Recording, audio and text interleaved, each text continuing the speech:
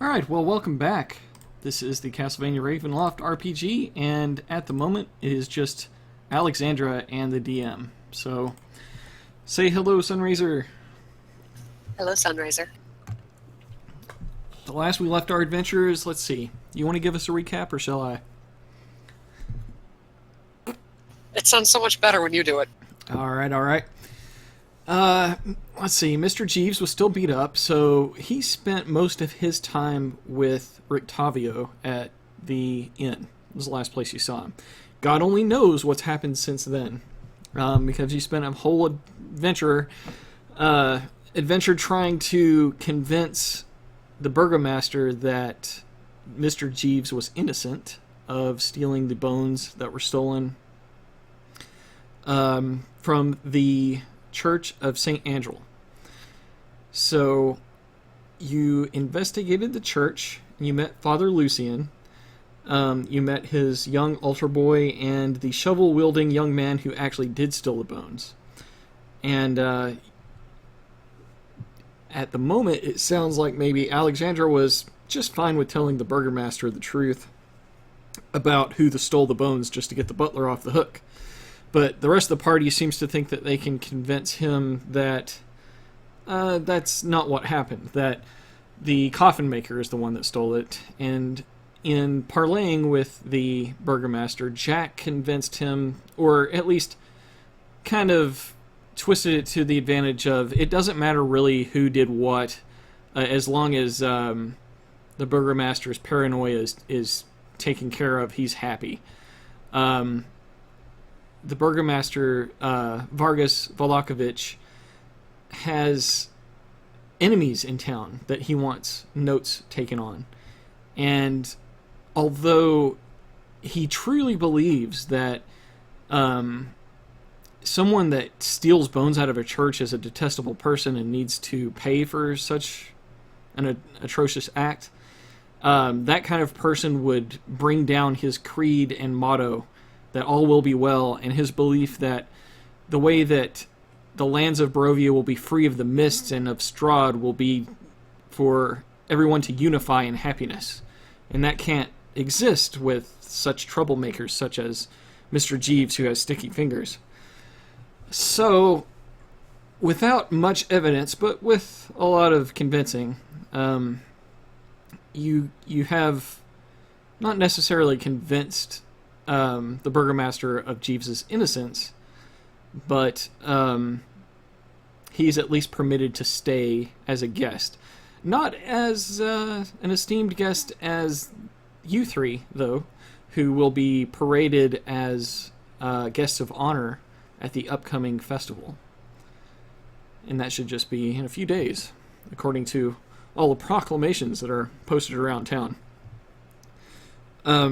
Right before last session ended, Jack had spotted someone spying on you and confronted him, allowed him to leave. He introduced himself as Ernst, and Jack gathered that was someone that would conspire against the burgomaster. And then he excused himself when he noticed that he had been caught spying. And that leaves the rest of the party, Jack, Elias, and Alexandra, standing out in the rain, and not too far ahead in the street is a toy shop, and it has the letter B embroidered in a sign. Is no fun, is no Blinsky. Right, and you were told by the Malakoffs. That was their name, right? Mardykoffs. The Mardykoffs had told you that that Blinsky was a local toy maker, and one of his sons had come down, Brom or Bray, I can't remember which one, came down with the werewolf toy and showed everybody. He was very happy to have it. And that is where we currently are. That brings us up to speed.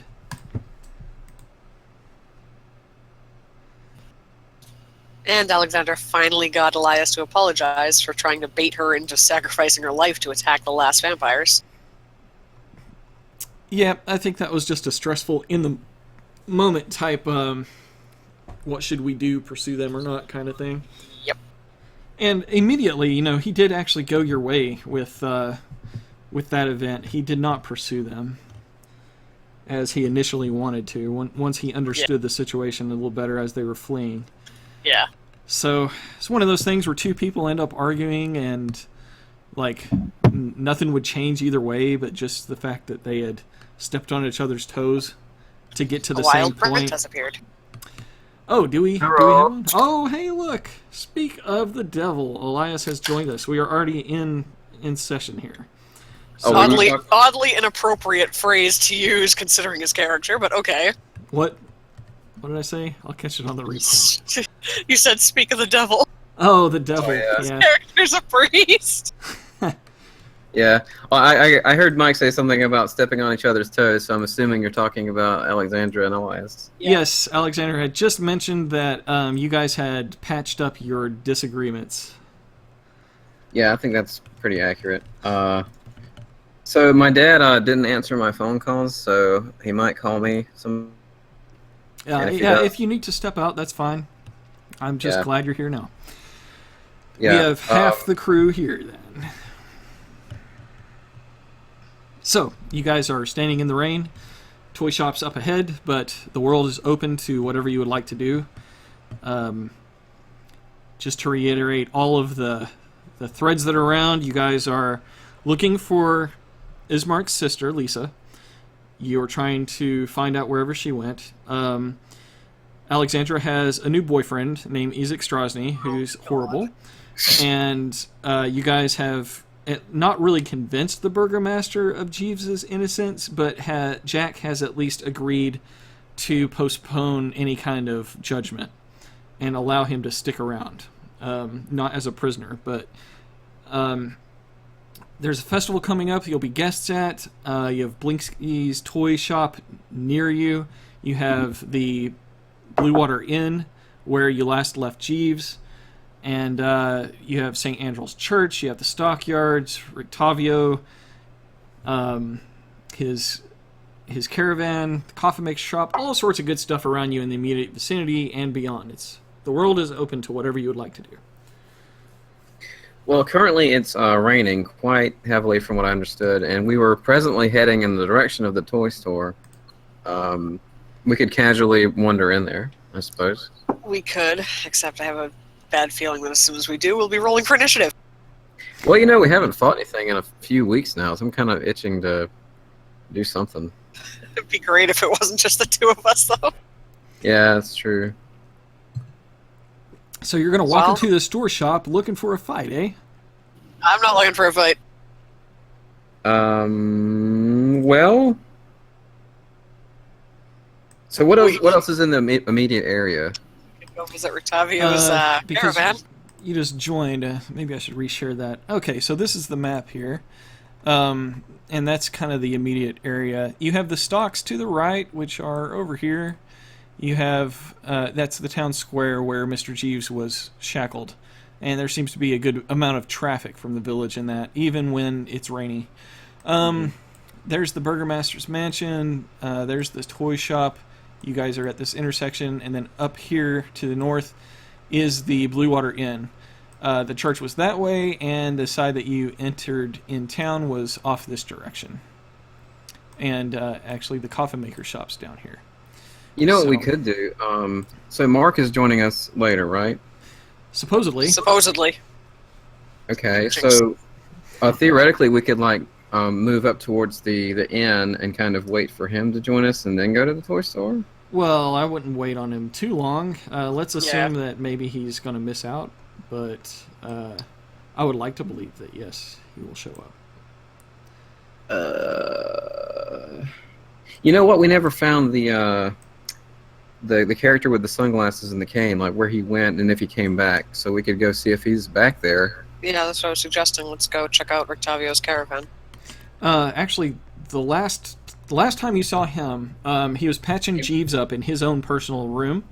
Yeah, he went to get some wolf meat, when he left the tavern or whatever, and I was assuming he was going to come back. Oh, he did come back, actually, and that's when he treated Jeeves and took him up to the room.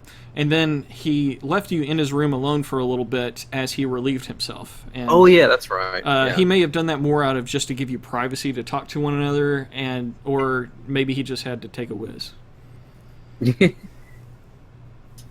Well, as was mentioned last time, we haven't seen Strahd in a while, so we could try to do something to piss him off. That sounds like a great idea. I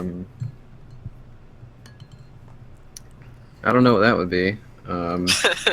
You know what? Yeah, let's go. Well, if we go to the caravan and he's not there, I mean, we just leave, or I mean, we're not going to open it up, probably. All right, so you guys are headed back to the stockyards where you saw Rictavio's his wagon. Yep. Yeah, sure. Why not? Yeah. All right. Let's In the pouring rain. Let's head back over there then. That was in this area here. And the wagon looks like this. I hear somebody microwaving something. It's me again. Are you playing anything on the bot mic, or? No, I'm not. I should. What do you want to hear? Some rain? Yeah, the rain. I am quite fond of the rain. Sure, It is so awesome.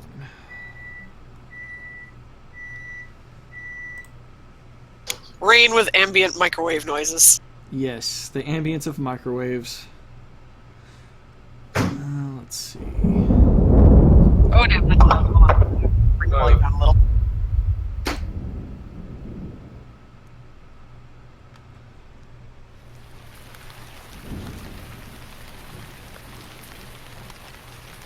How's that?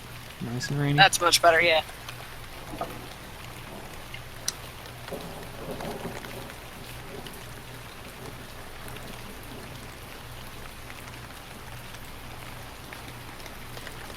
Okay, well, I suppose Alexandra will walk up and knock on the door of the caravan. When you do that, Brett, you with us? Yeah, I'm here. The wagon suddenly lurches as though something big has thrown itself against the inside wall. You hear the cracking of wood, the scraping of metal, and the snarl of something inhuman. Upon closer inspection, you see that the sides of the wagon are splattered with dry blood. You also see an inscription on the wagon's door frame that reads, "I bring you from shadow into light." I don't like the look of this. Things I do to avoid confrontation usually wind up triggering them anyway.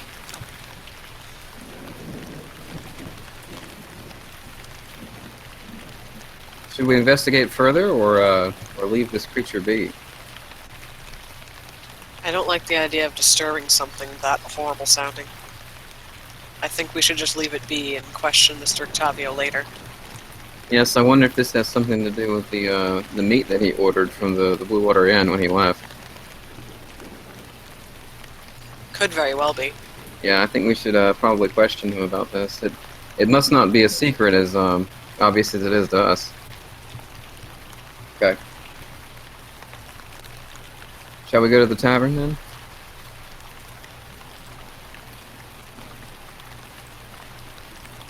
We could head to the tavern, but I don't want to disturb Jeeves if he's still asleep. I think we should just check out that toy shop. Alright, we can do that as well. There's no fun as Noblinsky after all. Indeed. Okay, you retrace your steps back. No wisdom rolls required by Brent this time. Yeah. And you approach the shop. Because, you know, it's only so much fun getting lost in the rain 3 times. This cramped shop has a dark entrance portico, above which hangs a wooden sign shaped like a rocking horse with a bee engraved on both sides. Flanking the entrance are 2 arched, lead-framed windows. Although through the dirty glass, you see jumbled displays of toys and hanging placards bearing the slogan, "Is no fun, is no Blinsky." And it looks like they may be open, if you'd like to go in. Charming. Let's check it out. Indeed, anything to get out of this torrential rain. Roll for initiative. No, I'm just kidding. Yeah, not funny. I knew it! There he is. Mr. Jack, are you going to join us?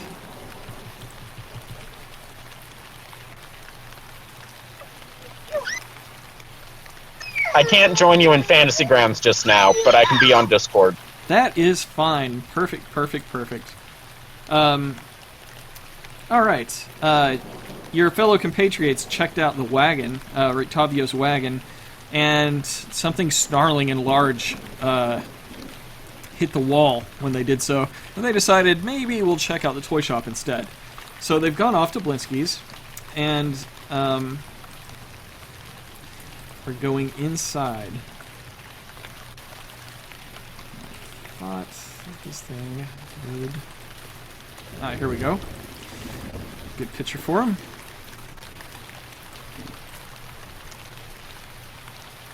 Alright. Monkey! Completely surprised to see someone coming to his shop in this dreary weather. Although he looks young, you remember that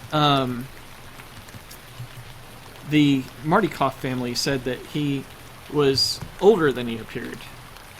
A man with a tattered hat that looks like some kind of jester's hat. Looks like he's just wears it out of just the habit of putting it on every day. It's haphazardly thrown on his head, and on his shoulder is perched a little monkey. And when he sees you, he looks very thrilled to have guests. He smiles and he says, "Welcome, friends, to the House of Belinsky, where happiness and smiles can be bought at a bargain prices. Perhaps you know a little child in need of joy, a little toy for a girl or boy."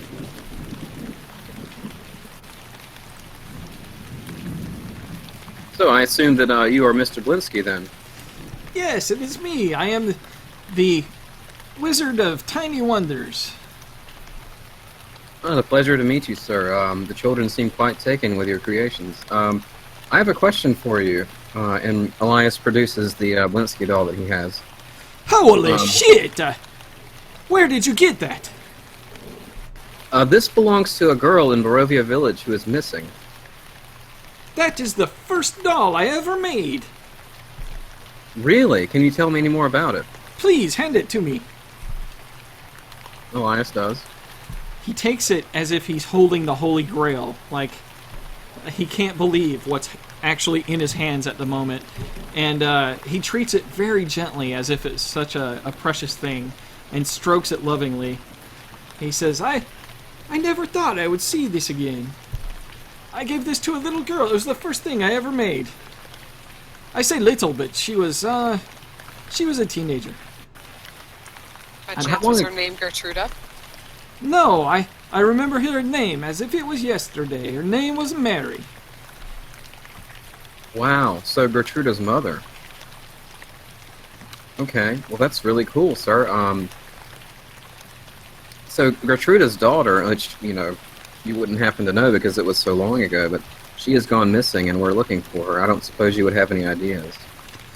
No, I'm sorry that you're missing someone, but would you be willing to part with this? I would buy this for 1 gold. I'm afraid not, sir. We need this in our search for the young girl. Oh, I understand, especially if it could help, but if you ever want to sell it, please, I would trade anything in the store for it. And he shows you, when he says that, he brings his arms wide and displays his entire shop to you, and you see a just treasure trove of odd knickknacks and toys that this man makes.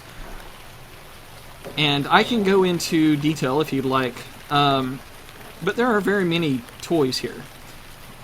But at the moment, yes, he's saying, yes, anything I would give for this doll. I'm sorry I don't know who you're talking about, but I hope that you find this woman. Well, that is a very kind offer that you're making, sir, and I would say that at the very least, once we find her, to maybe help her feel better and to raise her spirits, we could bring her back here and trade her doll up for anything in the store, because I think she might enjoy that. Yes, absolutely. Any doll you see, anything at all.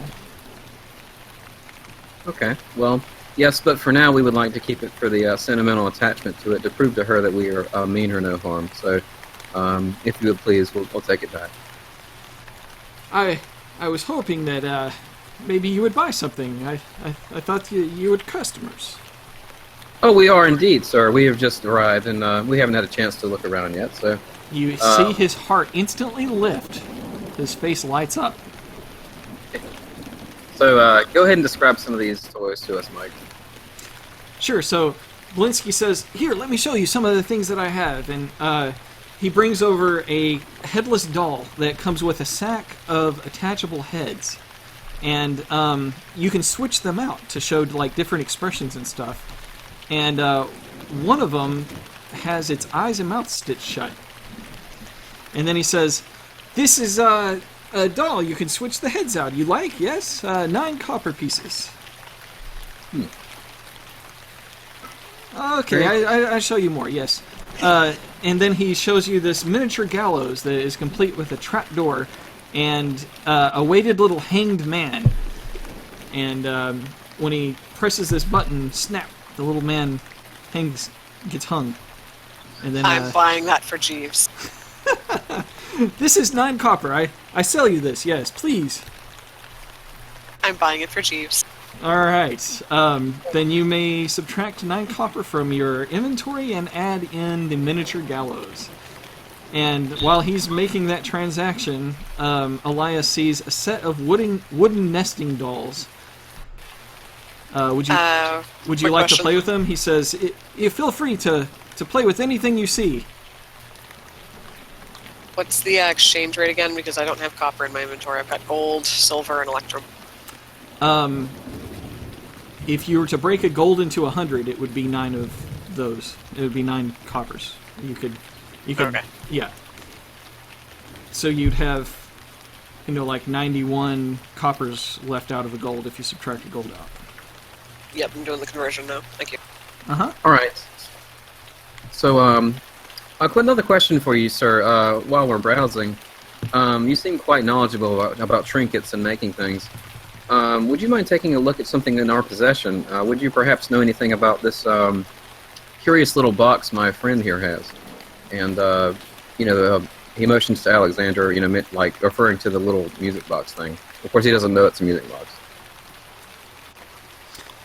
Right, so, Alexander, did you want to produce that? Yeah, I'll take it out of the bag and show it to him.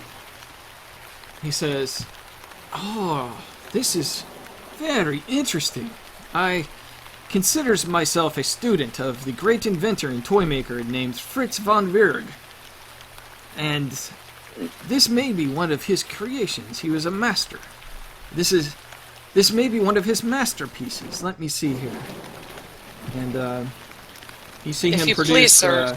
A lock pick, and he starts picking at the lock while you say, "What?" If you please, sir, could you tell us what it is? We thought it was just a small jewelry box. Yes, and we have a master thief in our party, it just so happens. And, of course, he means to steal nothing from you, of course. But it's quite skilled at opening any lock. He can even just look at something and it falls open. But try as he might, he could not master this lock. "Ah, well, then I shall not even try." And he puts his stuff down and he says, "Does this have any other properties that I should know of? The craftsmanship looks like my great master. I think this is von Wirg's masterpiece. Or not, I think this is a product of his, but I only think so because of the craftsmanship and the design. It looks like his style. You can tell his art form."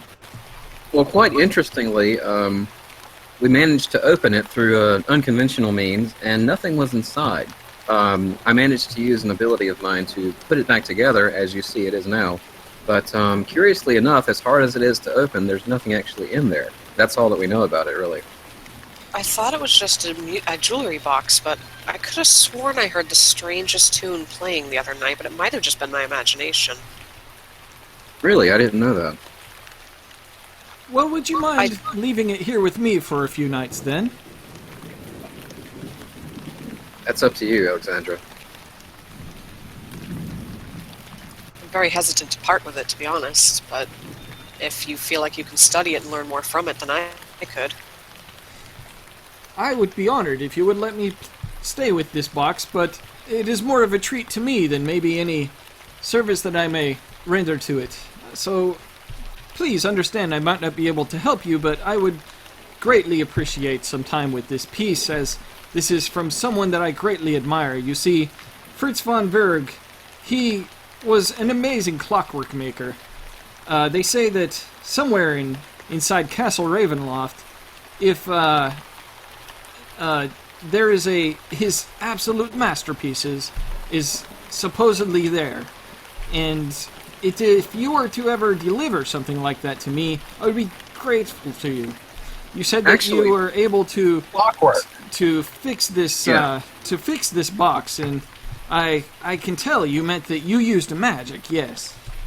Yes, sir. I did, and it's funny that you mentioned that actually, because very early on in our adventure when we entered Barovia from the Mists, we happened Before to that, I believe. Oh, you're right. Yes, you're right, Jack. It was actually before we entered the village. From where we are in our world, I happened to punch some papers, some designs, and this may be what you're referring to. And Elias produces the plans of the drawings of the clockwork that he found at the butcher's house. Yes, and Blinsky takes it from you eagerly, and he folds out the diagrams here. And what he sees is a complex network of clockwork machinery. It looks like a normal stopwatch, only drawn very large, so the cogs in it must either be very extremely tiny to fit in a normal size watch, or this thing just has to be huge. So he scratches his head, and his little monkey shifts from shoulder to shoulder, and he says, "Piccolo, hold on." Hey. And he grabs the monkey and puts him on the floor, and the monkey runs over to Alexandra and runs up her leg and up onto her shoulder and starts picking at her hair. He says, "Piccolo, don't bother the guests, get off of her." And the little monkey throws his hands up and he jumps off, and you see him kind of run back over to Blinsky, and he says, This is some amazing work. I would love to try to construct something like this. May I keep this as well?" Well, in my opinion, sir, I think we may treat it just as the music box. I would allow you to at least keep it for a few nights, for sure. It's quite all right, really. I don't mind the monkey. I'm rather fond of animals. And she'll hold her arm out and offer it a little tiny piece of ration. All right, and Piccolo looks at Blinsky like he's pleading, like, "Oh my god, are you going to let me go get this?" And Blinsky actually hands him over to you gently, so he doesn't have to run up and down people. And Piccolo eagerly takes the little piece of ration and starts nibbling on it. And now you have a monkey perched on your shoulder.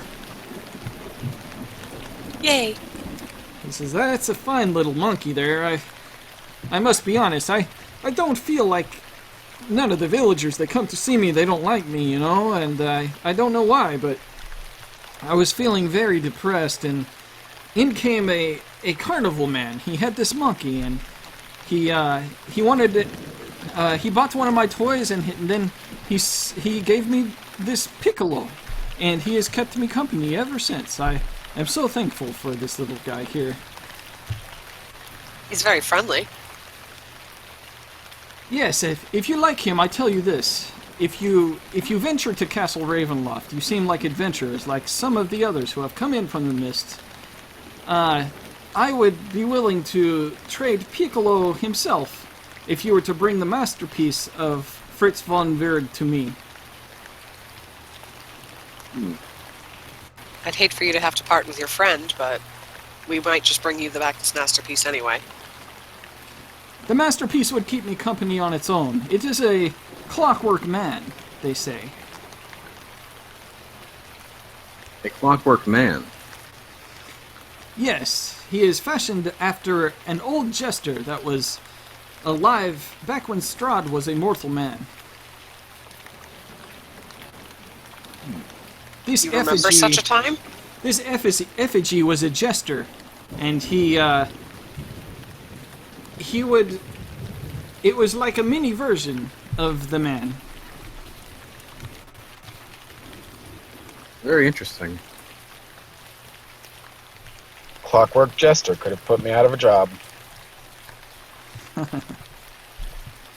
Still could if you enjoy stabbing her and throwing her off the balconies. I was unconscious in the next room. Well, Jack is This entire time, by the way, Jack has been looking for a gift for the daughter and son of the innkeeper. Okay. Meanwhile, we probably should buy a gift for the poor little orphan boy we've left with Father Donovich back in Morovia. That's a great idea. I have so many things to show you to sell. Please look at my wares. And he brings Elias back to the set of nesting dolls that he was looking at earlier, and he says, and he hands it to you with a smile, and you can tell that you can pull this thing in half. Okay, so Weiss does that. Okay, so you pull the like nesting doll woman in half, and what's left inside is a smaller version of her, but she looks a little older. And as you start these nesting dolls, pulling them apart and apart and apart, you see they get older and older until the innermost doll is a mummified corpse. And he looks at you with a smile, like, you want to buy that? I don't think the children would appreciate that. And when you say that, he kind of frowns and he says, "It's okay. Look at this." And he brings up a wooden string mobile with hanging bats with flapping wings, and he says, "Yes, for baby." And he pulls on the string, and their little bat wings kind of flap. And he says, "Yes, only 9 copper." That's actually adorable. You take for baby, yes? And he's holding it out to you. Big smile on his face. I suppose we'll find some use for it at some point. I don't know of any infants right now that would appreciate it, but I'm sure we'll stumble across at least one on our adventures. I have many toys for older girls and boys. And he brings to you a wind-up musical merry-go-round with figures of snarling wolves chasing children in place of prancing horses. And Oh, he I'm going says, to take the mobile. "This is a bit more expensive. It's 9 silver pieces." I'm still going to take that mobile. Excellent. I will sell you the mobile. And then, as he's ringing him up, Elias, you see in the corner is a ventriloquist dummy that looks like Strahd von Zarovich.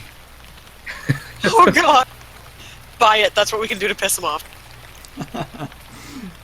And he sees you looking at it, and he, after Alexandra says that, he says, that dummy is 9 silver pieces.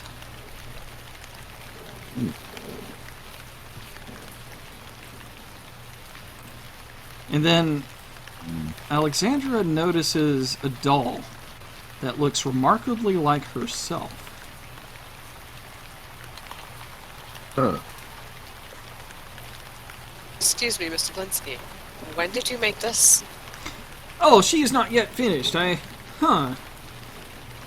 am still making her. And then he looks at you in recognition, as if he's a bit concerned. And he says, "This is not for sale."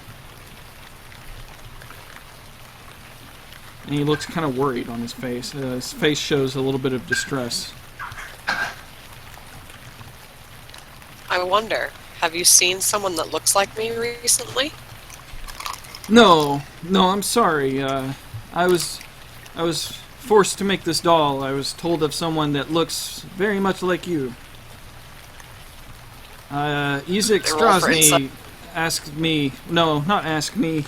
He threatens to burn down my shop if I don't make dolls for him, and the last one he asked was this one here. The way he described it sounds like the way that someone would describe you, my lady.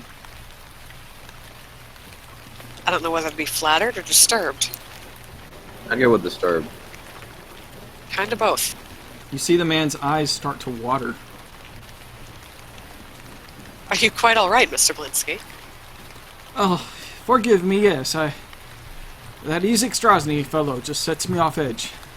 Please, look, and he brings out another toy and begins to show you.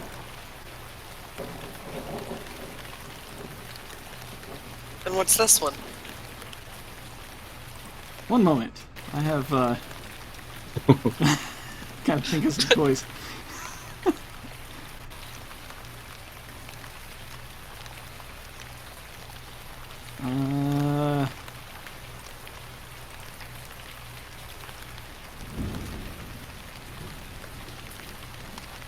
I have contingencies for this.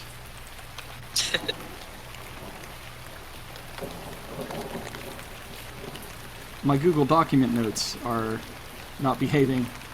And when stuff doesn't work out, it really makes me sweat. I literally just started sweating. Hit it with a brick. I hate it when my stuff doesn't go so smooth. We're just ignoring this part. Hit it with a brick. Well, to be fair, you've already told us about a lot of toys, so I can't really blame you.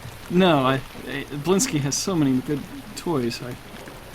It's no fun. I said it's that no hoping Blinsky. I could access a document real quick, and I couldn't. So, he says, load document, load.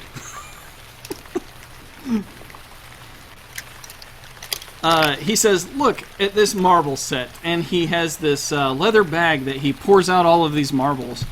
And it's a bag of glass-eyed marbles fashioned in various shades of green, blue, brown, and hazel. And these marbles look like actual eyeballs, like they're fashioned after human eyes.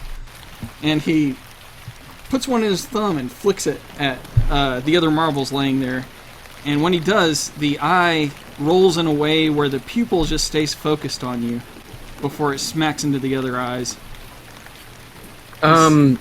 Actually, sir, I think I know someone that may appreciate that. How much is that? This is only 9 copper pieces. I make a special deal for you.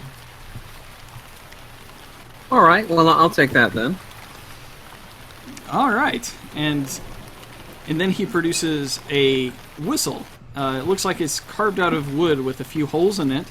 There's a skull at one end and a device on the other that when you blow on the end that has the skull on it, and he's blowing on it, and he pulls out the metal end of the other piece, and it makes this it emits this ghostly sound that can be varied with pitch with the slide.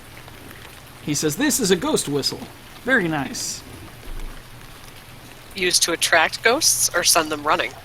And he makes this like slide whistle type sound with it. And he says, it should scare off all the ghosts.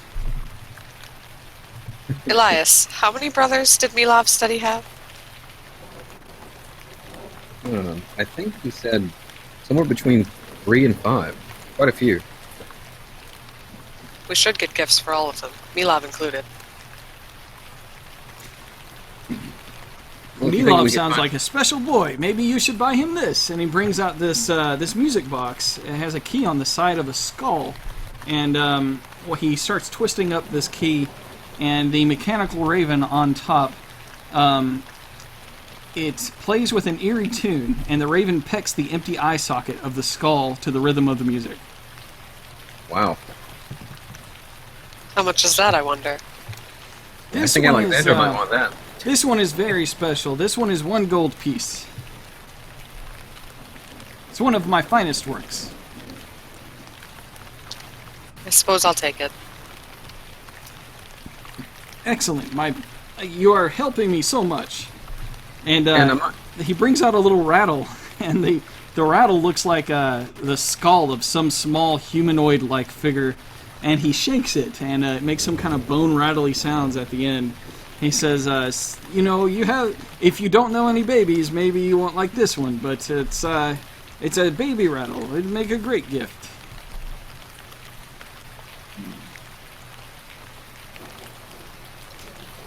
Out of character, Mike, you said that 1 gold was 10 copper, was that right?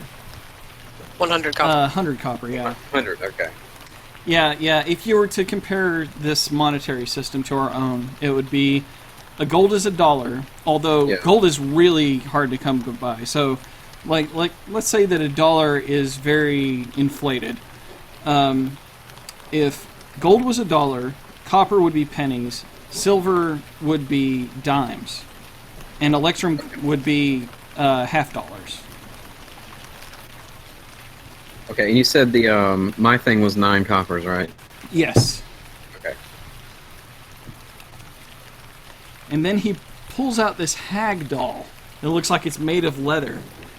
And he hands it out to Alexandra. Alexandra, you see that its mouth is like hollow, and that there may be something stuffed down inside its belly. This brings back awful memories. I'm sorry, we just recently faced and triumphed over a night hag. Oh, well, reach inside. She hesitantly reaches inside its mouth. Alright, and your fingers feel something inside that is plushy. And when you pull it out, you find It's a child, isn't it? a childlike cloth doll. And, God. and when you felt your finger in there, you could tell there was multiple ones down in there. Wow. I will not be buying this one, I'm sorry. Well, that's fine. I have other dolls. And he brings out this one that looks like a hunter, a plush doll of a male human wearing medieval hunting clothing, a crossbow, and a sword. And there's a slit on the doll's back, allowing you to turn the inside out, turning him into like a black dire wolf. And both only have one eye. Jack, does this look familiar to you?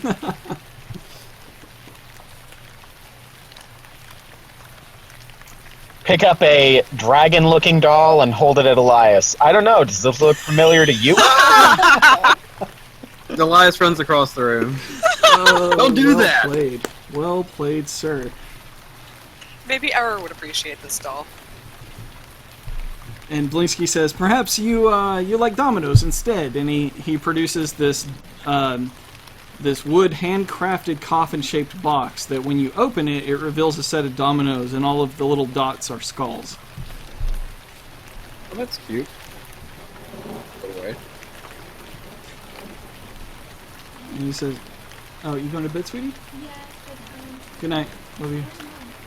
She went to read manga at Books A Million. what? Yeah, she's not going to buy it. She's going to read it. Well, you got to go to bed, so good night. Love you. Yes, I am. You want to say hi to everybody? Yeah. We'll say Hello, hi really child. loud. Hi.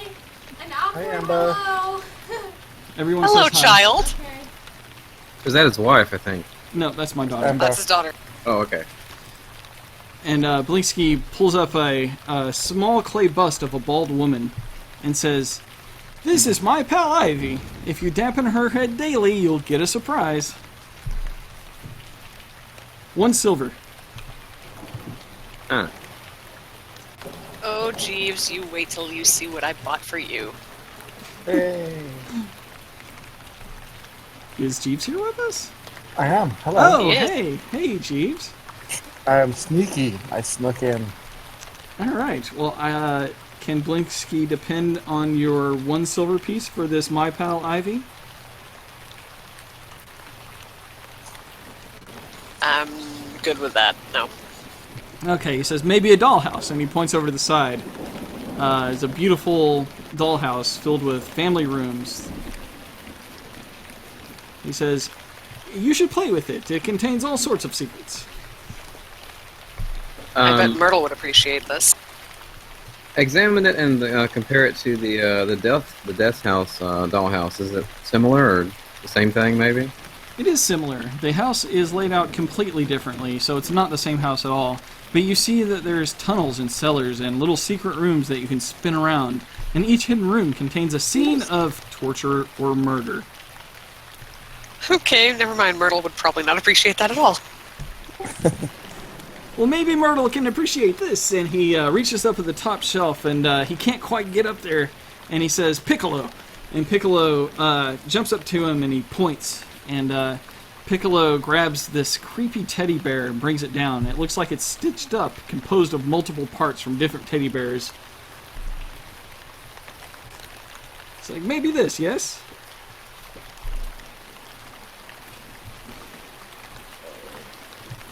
It does look a little cute. I love this doll. If I was better at clockwork, I would have it sing a song of being best friends with its owner. I have not quite attained that skill level yet. I suppose I could get this for Myrtle. Excellent. Will you give it to her now, or can I spend a few days to maybe work on it?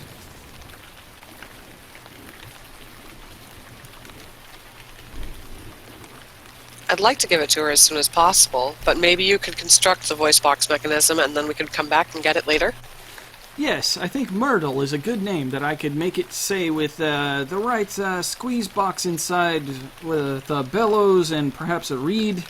I think I might be able to make it say a name like that if you want to leave it with me for a few days, or you can take it now. Perhaps when you come back to get your box and the diagram that you gave me, then I will have it ready. Sure. Excellent. I have more stuff to show you, my friends. And he points over at this little miniature torture device playset that comes with stretchy arm clown doll, and it has a menacing spike-toothed grin. When the doll is placed on the rack, he starts turning this little crank, and as the little wooden gears turn, stretching out the doll, it causes it to laugh maniacally. And he says, I can do things with voices.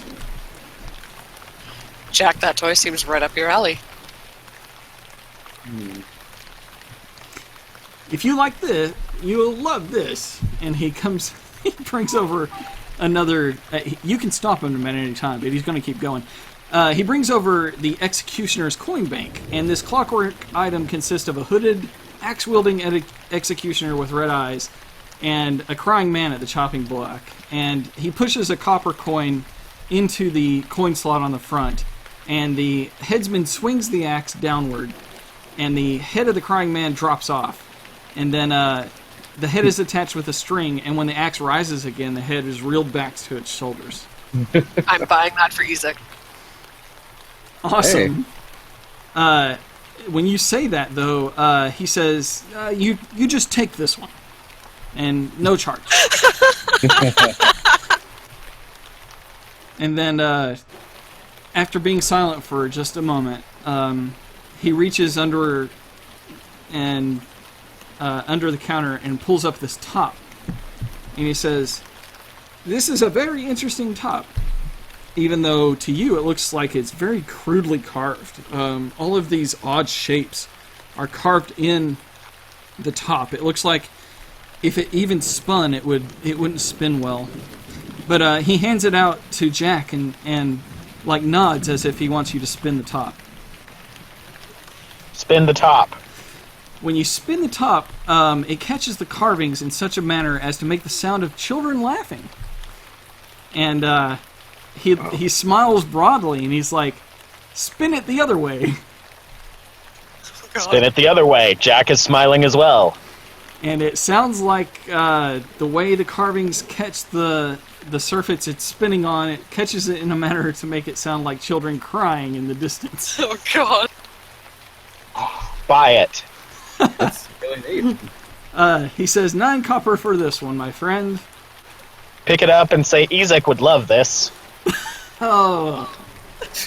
Did we buy the Strahd puppet? No, Not yet. that's still in the corner. Okay, I'm buying that one. Okay, he says, I have the price for that. The Strahd puppet, let's see. 9 silver, I think it was. Let me check. Yes, 9 silver. Good memory, sir. He says, you are buying so much from me, I will give you a discount. Only 3 silver for this. Wow. Oh, thank you. I appreciate it. Yes, you But are... she gives him 9 anyway because she didn't want to just take the Executioner toy for free. He worked hard on it. Oh, very... You are helping me so much, yes. I feel like this is the greatest day of my life. Hand him 2 gold coins. Oh no. Jack, you're going to be broke! His jaw drops. And he says, Friends are more valuable than gold.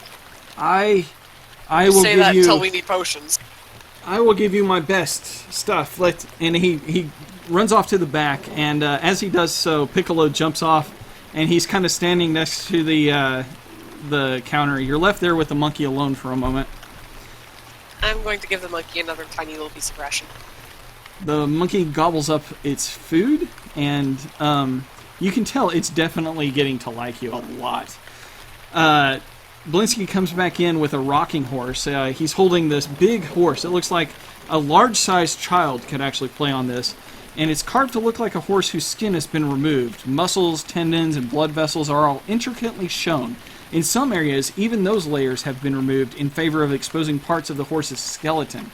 And he says, "This is very educational to add anatomy. This is a great rocking horse, and you can have this. Thank you so much. And what is your name, sir?" And he's talking exclusively to Jack at this point. Give him my hand. My name is Jack Motley, sir.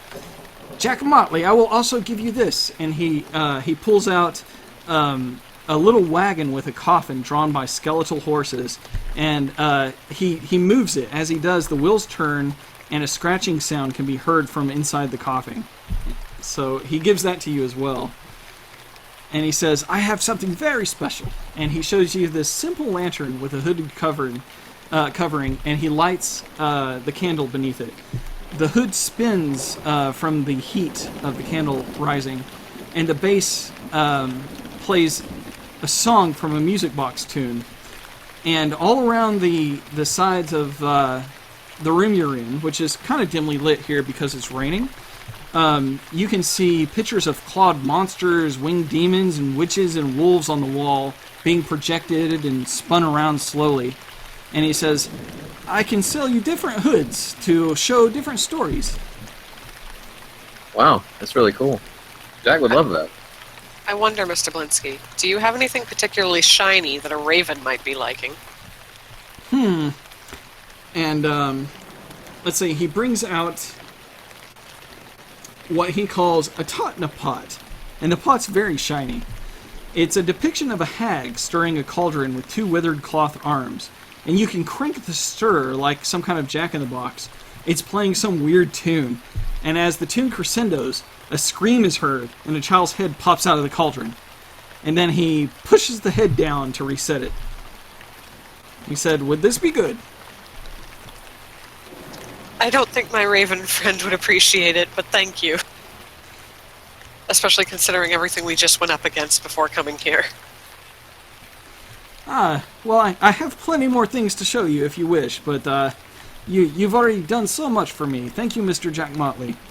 And he bows deeply. He says, "Please, if you remember the Clockwork Man, if you go to the castle, bring it to me, and I will give you anything you want, even my friend here, Piccolo."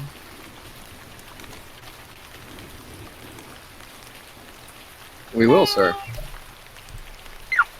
Thank you, sir. Tell me, do you do any business with the Watcher family? I don't do much business these days. People don't like me. And he kind of frowns a bit, the edge taken off of his excitement. Well, sir, I have two more things to discuss with you. First off, Jack is trying to find an action figure for the little boy's toy werewolf to fight with, basically. "Oh, I have the perfect thing." And he brings out this figure that is fully articulated. It looks like it has a black body. It has a face with a beak on it. It has two wings separate of two arms, and at the end of the arms are these clawed hands. Looks perfect. I'll take it. Excellent. This is one electrum piece. It's very articulate. The woodwork is very, very hard to accomplish. Oh no, I can see the craftsmanship. Give him a gold. Oh, thank you so much. Good Lord, this is... what a day. I'm going to call my dad back, so I'll be out for just a few minutes. No problem. Alright. And then Jack is going to say, and then I have something... Come here. Come aside with me, sir. I want to discuss something with you. A commission job. Oh, very well. And here, step into my office. And he takes you back into this this room that wasn't visible from where you're at. You assume this is where he went when he wanted to get his best work. And you see a litany of amazing dolls and like incomplete figures, clockwork pieces spread out everywhere. You see this man has fine gears that he is making out of both wood and metal, all incomplete, but it looks like all of the stuff that he's obsessed with working on. And now you're in private with him.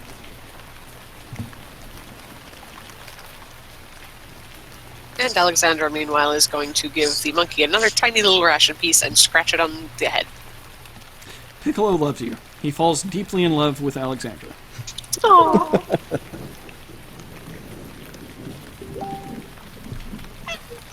Okay, sent to you in Messenger.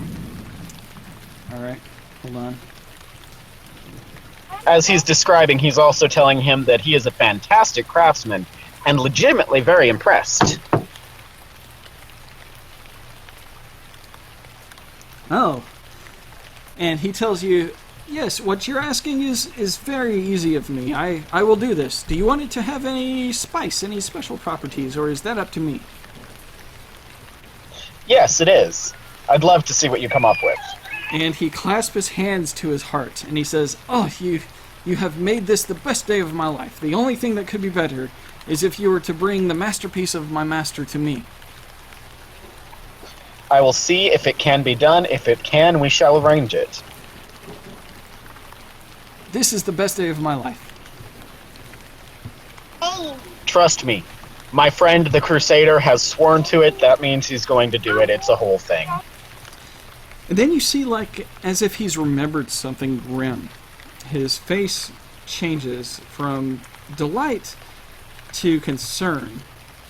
And he says, I do not like Isaac Strasny, and I think that maybe he told me to make this doll I'm working on because of your friend who is in the other room. Can it be used in some sort of dark magic ritual? He looks down to the ground and just shakes his head, and he's like, no, my dolls have no magic. It's all skill. It's all gears and bellows and, you know, Don't years sell of yourself practice. short. That is surely magic of its own. And when you say that, his face brightens up. And then he says, you are a special person, and all I wish to say is that I am concerned for your friend if she has met Isaac Strasny.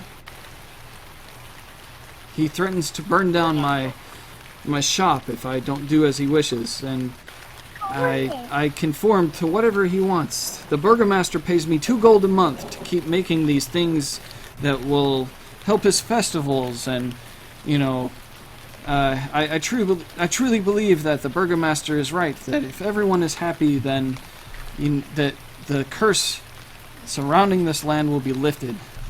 But his captain of the guard haunts me. I've been making these dolls He is a for a long haunting man. time.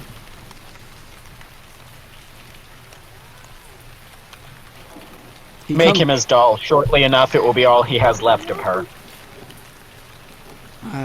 Yes, sir. Just be careful. That being said, you are quite skilled with all of this. I am perplexed. I consider myself a man of some intellect, but at the same time, I am baffled and blown away by your skill with engineering. I am nothing in comparison to the magic that truly came from Von Werg's masterous abilities. He is truly the best clockwork maker I've ever even heard of.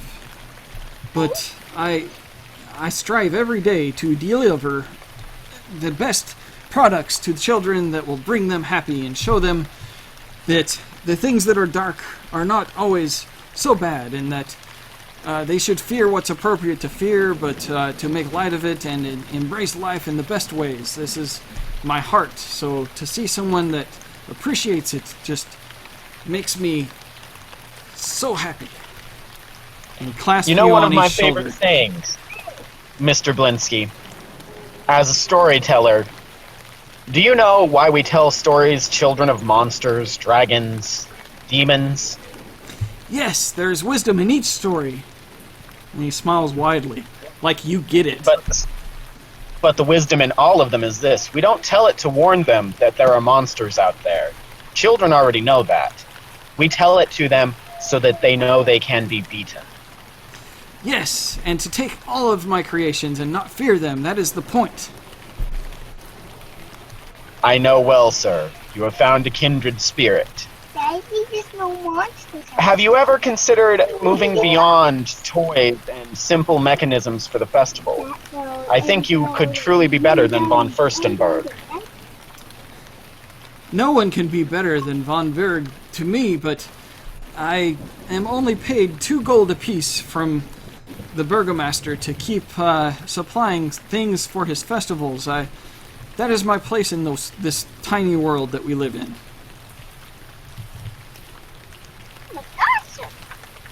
Let's say I give you 5 gold so that you can expand in whatever direction you please. I would take your money, yes, but I do not think that I can make people love my craft as you do.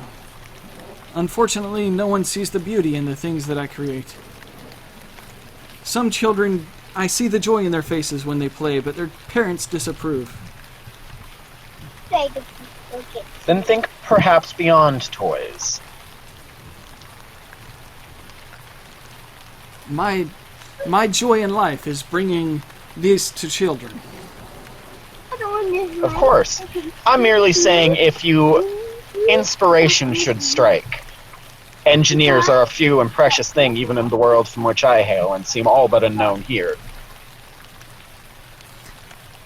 If something catches my eye, I dive into it with all that I am until I get it accomplished. I must complete whatever I start, and I must admit that I am very inspired by the clockwork that your friend has produced to me in this diagram, and I am very interested in exploring what this box is that I was given from the person who I consider to be the best in the world at clockwork.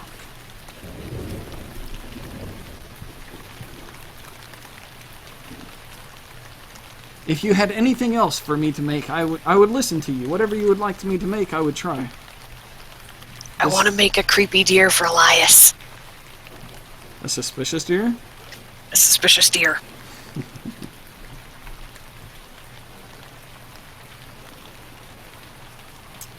Jack, did you want to say anything else?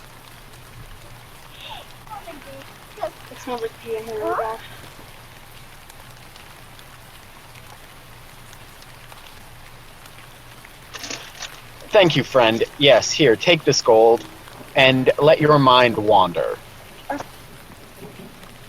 You have put food on my table for a very long time, and I thank you deeper than you will ever believe. You can have anything in the store you want. You just name it and it is yours. Except Piccolo. I will give you Piccolo if you bring to me the masterpiece of the man that I hold highest, Von Werg.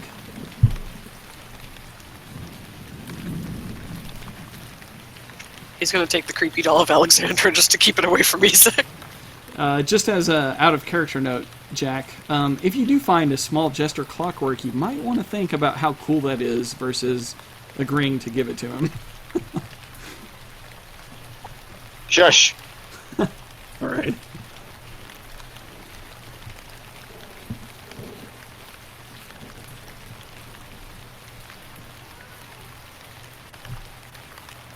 Meanwhile, Alexander has been experimenting to see if the monkey knows any actual tricks. The monkey does not seem to know any great tricks, but you see that it's wearing a pink little tutu, and you know, just from talking with Blinsky so far, this is definitely a tutu that he has fashioned for this monkey.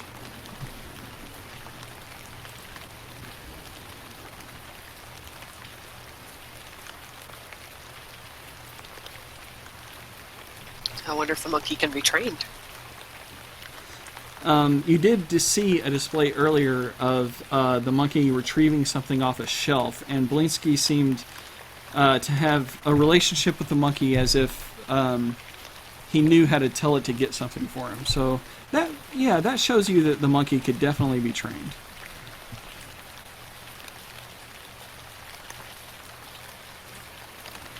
Yeah, we're bringing that clockwork back. I want this monkey. All right. Before Jack excuses himself from Gadoff Blinsky, was there anything else that he wanted to say?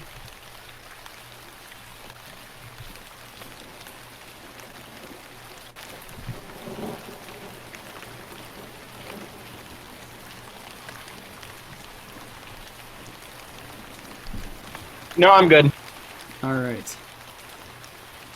Elias, did you have anything? While all this is going on, you take a peek around at some of the other wares in the shop, and you see a few other things that I haven't described, but nothing that maybe you would want to buy. What would you like to do? I think Mark is still on, but not Mark. I think Brett is still on the Elias phone is call. still gone? Okay. Yeah. All right. Well, then Blinsky brings Jack back into the sales area where he has all of his wares on display. And as long as everyone's money has been exchanged for the items that they bought, he appreciates their business and will see them off with so much appreciation that it's hard for me to describe. I still need a few other toys for Milov's other brother. When you say that, he produces a clockwork dismembered man and says, hand, and he says, "This is the Burgomaster's hand," and it's wearing a white glove with ornate signet ring and a dress shirt cuff with gemmed cufflinks. It moves around on its fingers when wound up. He says, "This is very fancy."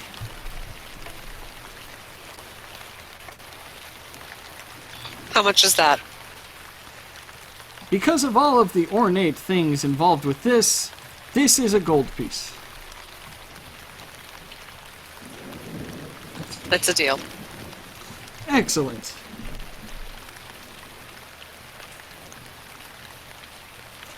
And then he says, "If there's anyone else, let me show you the little Undertaker's understudy." And he produces a satchel containing a cloth measuring tape, a child-sized hammer, saw, and shovel that look like they can actually be used, and a small box of nails.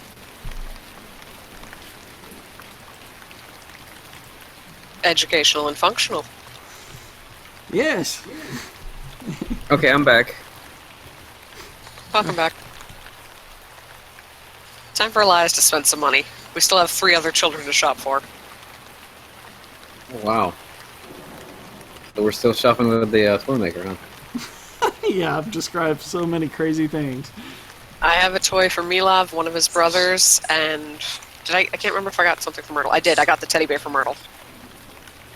Also, Jack took him in another room to whisper sweet nothings and tickle his fancy. Oh boy. Oh, Lord.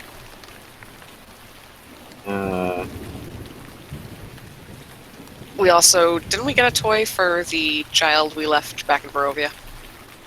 That would be Paulton. Sorry. I don't remember whether or not we got something for him. I don't think so, but that should be something that Elias picks up. So, Yeah. have there been any more like less threatening or toys described since I've been gone? No, but when you say that you're interested in less threatening toys, he says, "Well, this clockwork bust is very interesting. It is of a old Vistani woman." And he like points you over to the corner where there is this in glass. There is this bust of a Vistani woman that comes to life when he puts a silver coin in to show you, and its mouth starts opening and closing and opening and closing. And then out of its mouth comes a little piece of parchment that drops to the bottom. And he says, "It shows you your fortune." And at the bottom you see there's this piece of paper that he's got in his hand.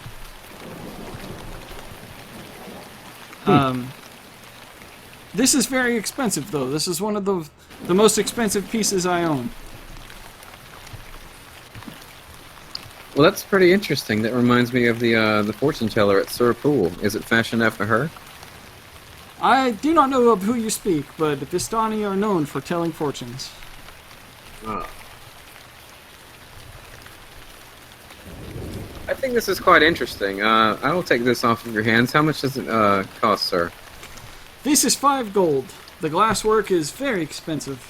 The carving, I did all of myself, and the amount of work it takes to make it print the fortunes is very involved. Yes, I could see that. I could. There could be multiple uses for this. It's quite interesting. Yes, I believe I will purchase it. And he swoons as he accepts your 5 gold and grabs this Vistani fortune teller box and brings it over. It looks like something straight out of the movie Big.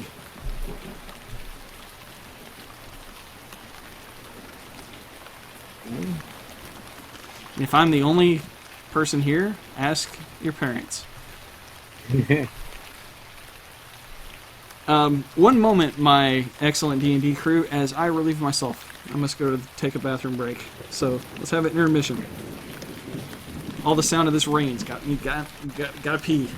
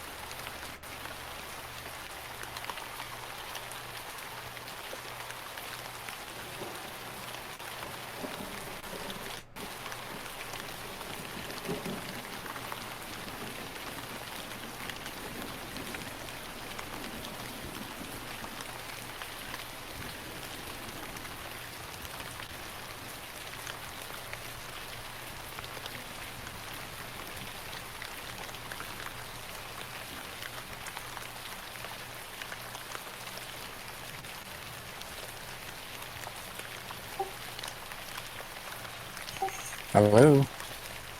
Hey, Oh, hi. Mike is using the restroom currently. Oh, okay. I was went really quiet, but I can still hear rain. Is it rain or is it? Is it something- Mike? Yeah, it's The actually- tears of your enemies.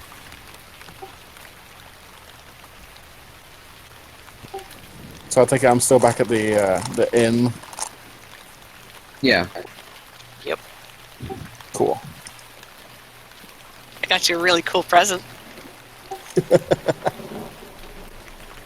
You want to know what it is? I'm not sure, do I? Okay, I'm back. What I missed? Had Welcome back. to feed and water my cat too. Mark is back. Hey, Mark. Yep, I'm back. Well, he said he was sneaky earlier. I didn't know he left. I think I took Jake in. Ah, okay. Well, yeah, so Elias has just purchased the most expensive thing in Blinsky's shop, I believe, which is a fortune-telling machine. That's what it looks like. And you know that the silver piece that he put in its mouth is probably going to be reimbursed to you if you own it. You'll be able to fish that out somehow. Okay, we still have 3 more children to shop for. Milov's brothers.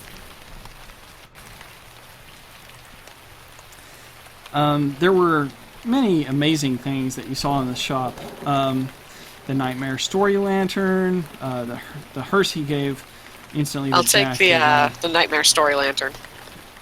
Okay. And Yeah, somebody should get that. he gives you 2 extra hoods that you can put on it that show various different horrors of the night that will be projected on the walls as it lights up and spins around. There was the Laughing Top, the Executioner's Coin Bank. Jack took the Laughing Top. How much Oh, was the nightmare lantern? It was only 9 copper. Wow, that's a bargain. Jack took the top and the laughing thing that made noise. Oh, that would be the top. There was also the ghost whistle. Yes, that one. Also the one that laughed evilly. Oh, the clown that laughs maniacally when you torture it? Yeah. Yeah. That's the rack. Yeah, it's a little rack when you turn its wooden gears. It stretches out the doll and causes it to laugh. The spiky tooth grin is quite creepy. So is that all? Do you have enough? He could sell you this entire store. I think we only need one more toy. I'll get the nesting doll as well. Okay. That'll do it then. Awesome. How much is that? 9 copper. All right. A real deal. Very Oh. intricately carved. Did anybody get the baby rattle?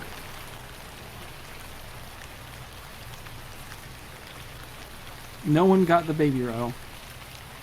Fuck it, I'll take it. Alright. When you inspect it, you see that the skull may actually be the real bones of something. You don't know what would have a skull like this. But it looks like some kind of humanoid creature.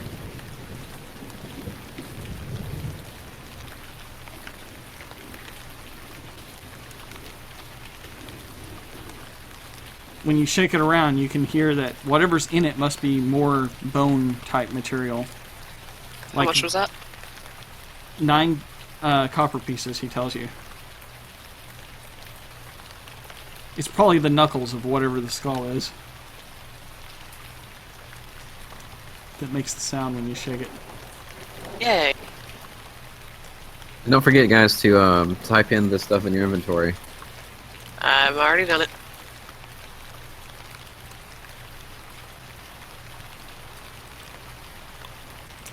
Alright, so Mr. Jeeves, you have had a little adventure with Rictavio. We can talk more about that some other time. But you guys have been in the Blue Water Inn this entire time, away from the party. Ah.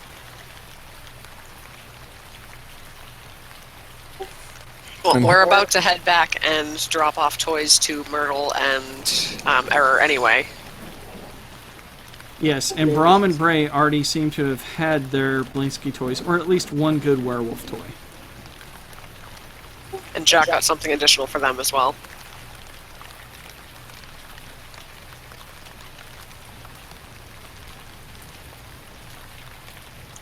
Thank you for all of your business, Mr. Blinsky. I'm sure that the children will love these toys.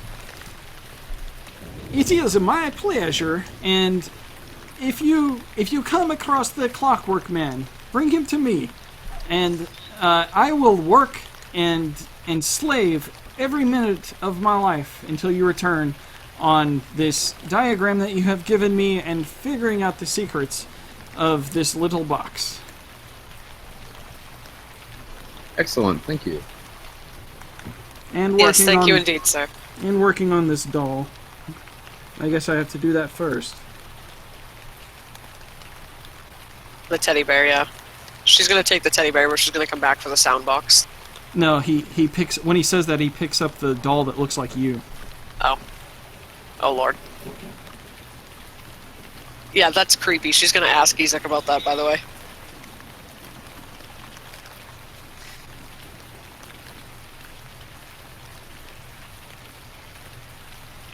So back to the tavern, gentlemen. Certainly, we should check on our friend Mr. Jeeves. I agree. We've left him alone for far too long. He's had long enough of a nap.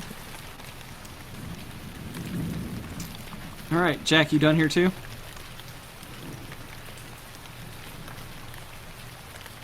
I'll take that as a yes. So, you guys make a short trek back to the Blue Water Inn. Gray smoke still issuing from the chimney there. A large 2-story wooden building. The door swings open. It's a little bit later in the afternoon now. And as you walk in, Danica and her husband smile when they see you, as if they're expecting you to come back, and they are glad that you're here now.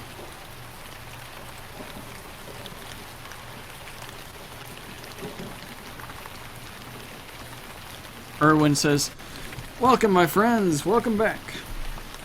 Actually, he says that in a different accent, but I have to get in character. Your smiles brighten this place. Thanks for being so welcoming. Aye, well, it's always good to have good company. Have you seen the children about? We have some gifts for them. You have gifts for your children? Yes. For ours and yours. Oh, that's unnecessary. I don't know what to say. Excuse me. And Danica trots upstairs, and shortly later, she brings down Brom, Bray, Myrtle, and and they all look like they've been having a lot of fun together. Like they've really connected and bonded as children. Judging from the nightmare that must have been the two children that you brought earlier, you can see that they are in a completely different mindset now.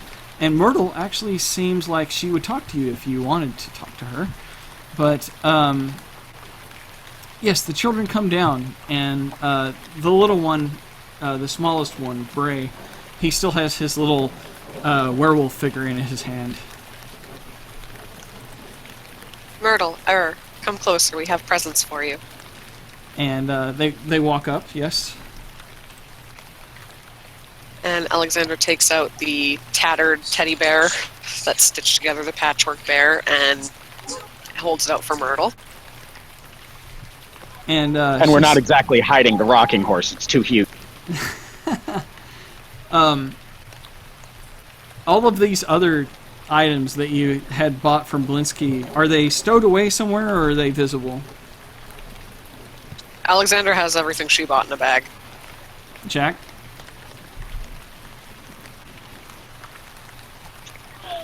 His name is Bray, right? Brom is the older one. Bray is the smaller one that already has a little werewolf toy. Hold up to Bray, the little raven, or the raven shifter. I got you something to fight a werewolf. And his jaw drops. His brother's jaw drops. And out of the corner of your eye, you see his father's jaw drops as well. He walks up and takes the raven figure out of your hand and starts making it fight the werewolf. And it looks like a kid that just got G.I. Joes for Christmas. He's like just in his own world with imagination, making them flip and like claw at each other. All in his own world now. So much so that he didn't even bother to thank you. But in a childlike, innocent type way, not a little shithead type way. Ruffle his hair. Enjoy yourself, child. Alright, thanks, mister. And the older boy looks like he was stunned that his brother got such an awesome gift. And he looks back at you and looks at the rocking horse.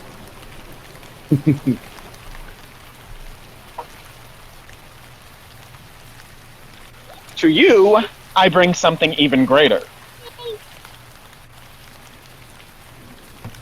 Oh, well, I don't know why I get gifts, but thank you, sir. He's not much older than his younger brother. I suppose I could show you what the Martikoffs look like. Myrtle, dear, this bear isn't everything. There's going to be a voice box that can sing to you. Unfortunately, Mr. Blinsky's still working on it, but we're going to go back and get it. Oh, well, that's fine, dear. I don't know what I would do without you. And she hugs you. I don't need no toys. I'm just glad I'm alive.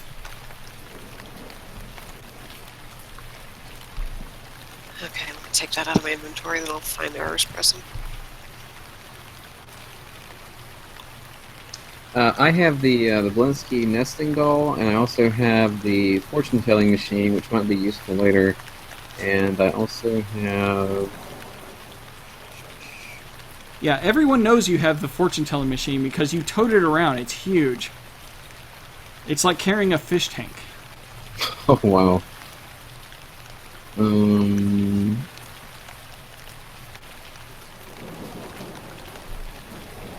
Did you have something in mind already for Error? Yeah.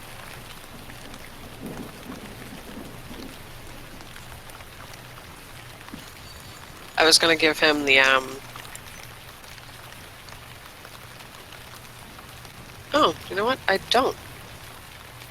I thought we got something for him. I don't remember.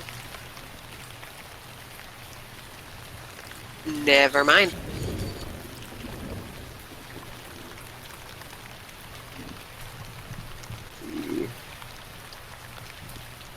Maybe I have something here.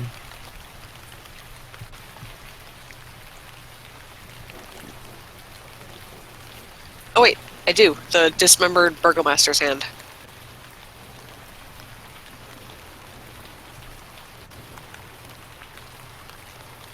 The what now? The ornate dismembered burgomaster's hand that winds up and runs around on the floor on its own. I don't think I heard about that one. Yeah, Brent missed a little bit. He went AFK for a bit. Right, I'm gonna wind it up and set it down on the floor so he can see it first, see if he likes it. The attitude of Error has always been a little bit more mature than his age would show. And he cocks an eyebrow at it and smiles. And he says, "Well, I thank you, miss. I think that some of that jewelry on that thing will sell quite nice to keep my belly fed. Myrtle still has come out of her shell. We appreciate what you're doing for us."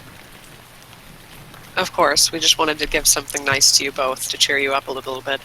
But it seems like you're adjusting quite well now. I don't know where I'll be tomorrow, but I'm glad it's not in that damn windmill. And she hugs the boy. Well, he hugs back tightly, and you see Mr. Jeeves enter from the railing upstairs. He's on the balcony where Rictavio's room was. So he exits that door, and he can look down upon you and see that his friends have returned. So, Ah, Butler, I have something for you as well. Quite a thoughtful gift. you're still here, Mark, right? Fuck. Boy. Okay. Oh, he says he's here. He's just having Discord Yeah, problems. Discord issues. Maybe we should try Skype? I don't know. No. Yeah, I'm here. Hey. There he is. Skype sucks for this. Yes. Butler, All right. I have something for you as well for all the trouble you've been to us lately. Thank you, milady. Hold out your hands. They're behind my back, aren't they? Yes, your hands are shackled He's behind your still back. Oh, that's right, he's still shackled. Never mind. And Andy's upstairs too. Yes. Actually, Jeeves has done something very clever since you guys have last seen him. To become more mobile, he sat down and he pushed his arms that were behind him down kind of below his foot level, and then brought his manacles under his feet so that now they're in front of him. But he's still manacled. Because I'm he's pretty just limber that for an damn old clever. Well, he has a Right. great dexterity check. So, Hold out your hands, Jeeves, and close your eyes. Yes, ma'am. And she places in his hands a very detailed little gallows with a hanged man dangling, and when you hit the lever, the little noose drops and the man hangs.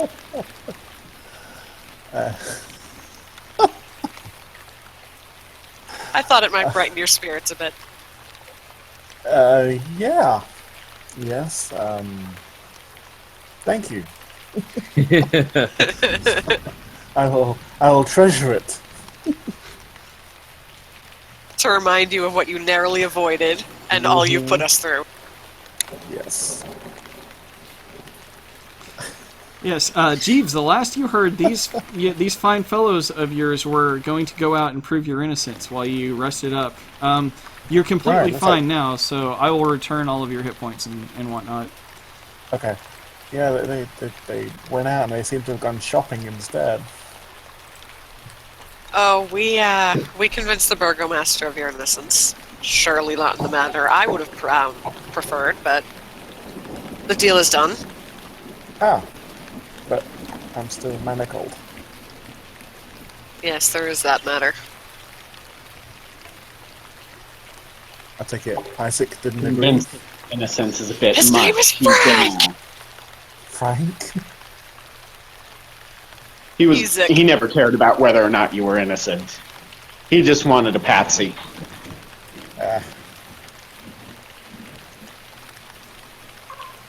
So I've set my sights on another to give him.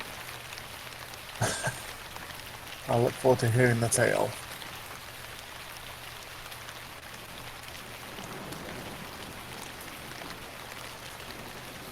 Well, we do have gifts for the other children and for Milav as well. Should we head away to the church and deliver them? Heading out already, are you? Would you like a glass of wine? Yet, I'd give you my best. Hey Mike, are these manacles pickable at all? You have not tried that anyone knows about. A lot may have happened in between the time that you last saw your friends. Yeah, I gotta imagine that Chief will be picking them while they're away. You can roll a check to see if you can pick them.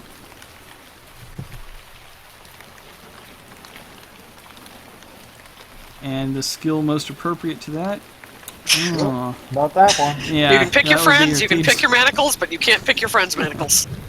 You can tell that they're a little bit more tricky than that. So, if you'd like to try again immediately, you can do so with disadvantage, or depending on how much time you tell me, I can just let you do it over and over again. Or you could just wait and I could find Isaac and we can get the key. Or that.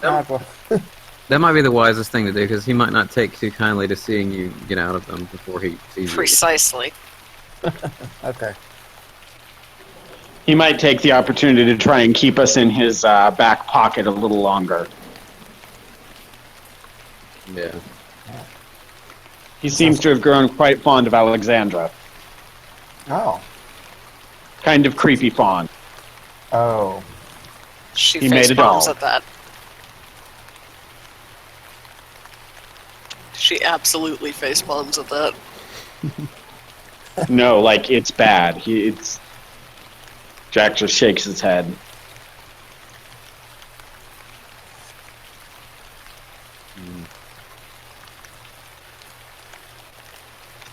Well, shall we be off then? Or did you gentlemen want to stay and have a glass of wine first?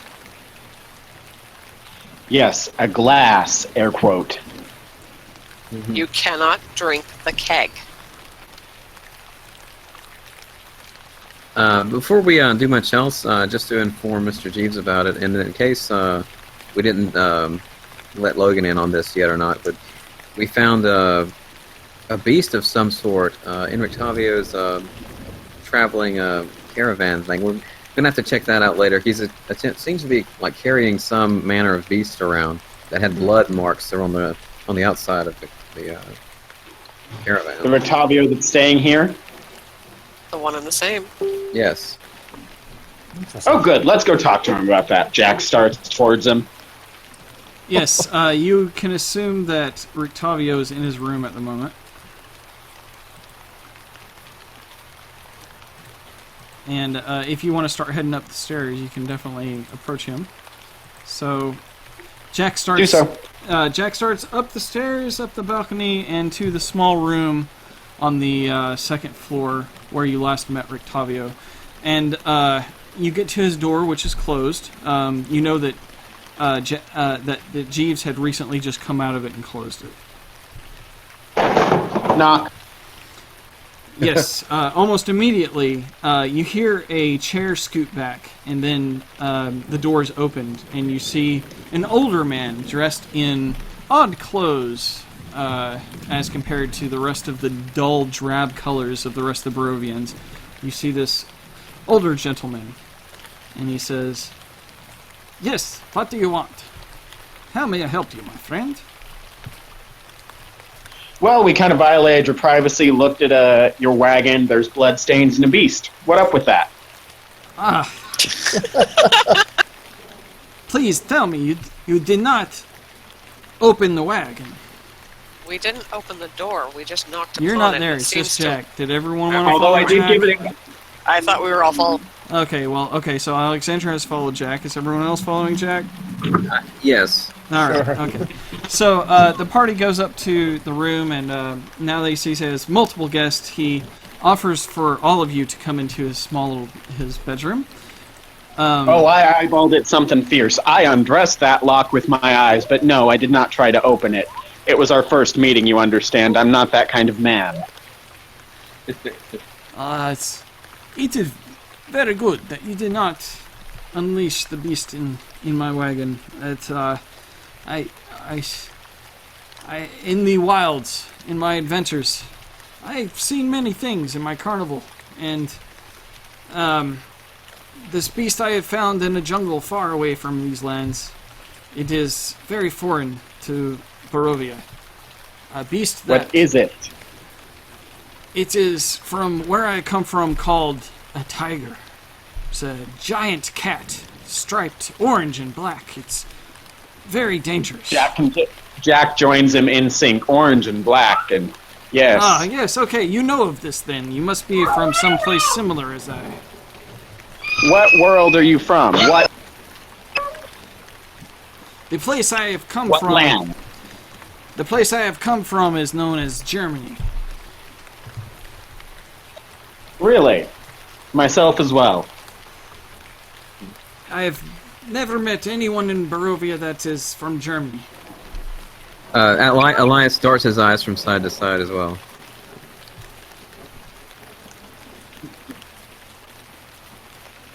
But this cat was part of that world, but very far away. My travels have taken me to the ends of the earth. Tell me, did you ever travel through the lands of Herzog Robert II? I do not recall. Insight check. Please? Oh, you're not here. What's your You're at a +4 for that, right? Okay, I rolled believe so. 14.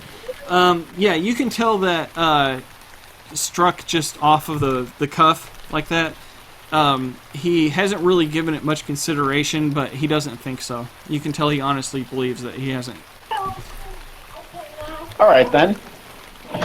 Well, that is basically where I'm from.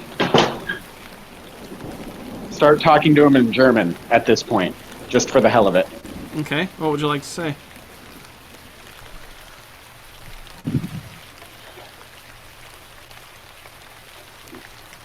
So what do you think of my compatriots? One's a religious nut job, one's a psychopath with a whip. In German, he replies, any friends of your psychopathic friends are my friends. You seem to be in good company, and he nods over to Jeeves, which you didn't mention. Elias frowns at hearing the conversation. Can you speak German? No one knows that, but he understands it, yeah. A Okay. psychopath with a whip. That's great. Well, remember, no one hears what Jack says unless they speak German, so I don't know if Alexander can or not, but Sociopath, yes. Psychopath, no. certain vocabulary words have been taught. I see. No, they're great people, but seriously. This one doesn't know when to stop talking, this one doesn't know when to start. And that one is just... You'd be amazed what it takes to keep them alive sometimes. Excuse you? Jeeves, Alright, at you... this point, Alexandra is going to go back downstairs because she wants to go deliver those presents. Okay. Alexandra excuses herself. Jeeves, I will note that you can understand all of the conversations here. Okay.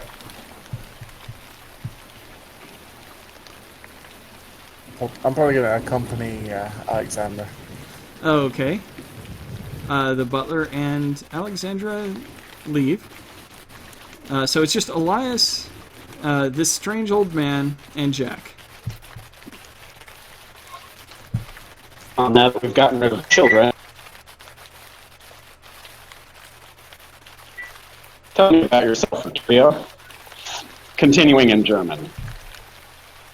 He says, I am just the... And you hear his accent come out a lot stronger. He's like, I am just a traveling carnival man. I can't do a damn German accent. I've tried. I can't do it. Yeah, she was in great pain. Then we cut off her head, put a stake through her heart, and she found peace. Yeah, that sounds so close to my Romanian stuff that I normally do. It's just like indistinguishable. I'm sorry, fellas, I fell. But Rictavio tells you that he is a carnival worker seeking extra talent. He got caught up in the mist here. Roll insight check, Mr. Jack. You're at a +4. I'll roll for you. You rolled an 11, so see, that's 15, which is enough to know that maybe he's holding back something. Oh, really? Tell me more. He says, I am just a humble traveler that just wishes to seek talent and show the world the amazing talents of different species and the things that I come across. My tiger that I have acquired will help me greatly in expanding my carnival once I have it trained a bit better. And you can roll. You don't another... seem to have much of a carnival just now, Mr. Victavio. And a man of who travels quite often can wear many hats.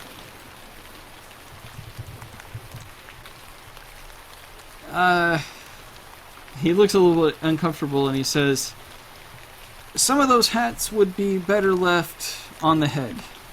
And winks at you.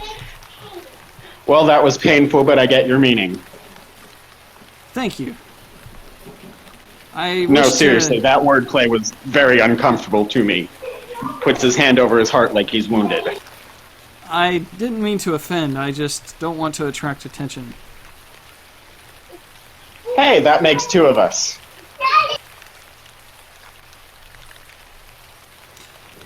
The Martikovs have been instrumental in help keeping me concealed in these lands, and I wish to remain concealed, so I will help you and your friends, as you seem to be very good people. As Jeeves here knows, I will do everything I can in my power to assist you, but I must not be revealed. Please do not bring attention to me. Well, it's much easier to do that when I know what I'm concealing. And you may speak with this more with your friend Jeeves. I don't want to reveal too much. Wink over at Jeeves. Oh, we'll talk later. Jeeves is downstairs with Alexandra at the moment. Yeah, they're getting ready to leave. Yes, they are. Wink actually, down in Jeeves' general direction, then. You're inside the room, and Jeeves is out of sight. Him and Alexandra have actually exited the building at this point. I know, but I know what direction the lobby is. Yeah, if you were to That is exit the direction room... in which I'm winking. Oh, okay. All right.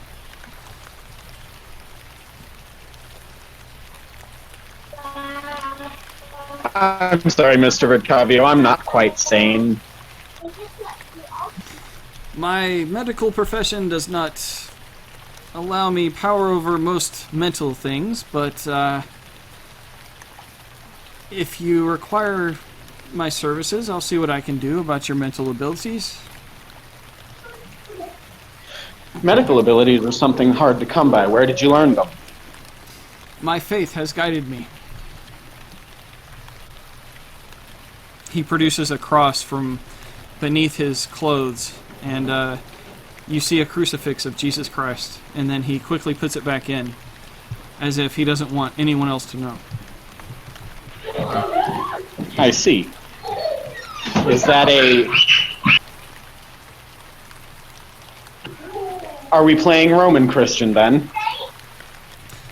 We are playing helping the greater good and trying not to be murdered.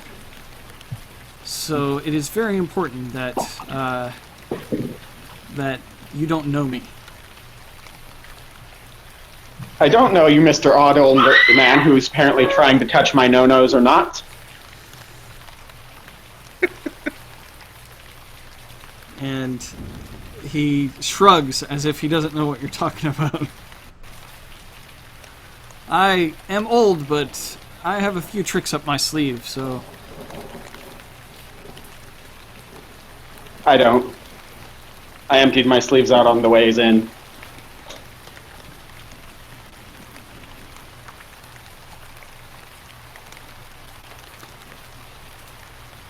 Bow deeply to him and leave without another word. Alright. Stop at the door and whistle for Elias. Elias, what would you like to do? Like a dog. Elias will stand there for a moment and allow Jack to exit the room. And as Jack has left and barely out of earshot, Elias says to Octavio in German, "God be with you, brother," and then he departs as well. Alright. And as you leave, you can tell that Octavio doesn't know exactly what to think of you and your friends. When you first came in, and it was only Jeeves that he was acquainted with, he seemed very comfortable around you, but seems less so now.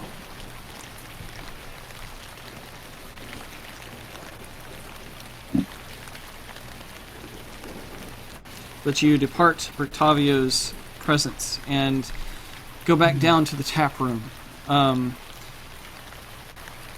There you do not see the other half of your companions. The children are still here, playing with their new toys. Where have our friends gone? I don't see Alexandra or Mr. Jeeves. Who are you asking? Jack and anyone in the room. Okay.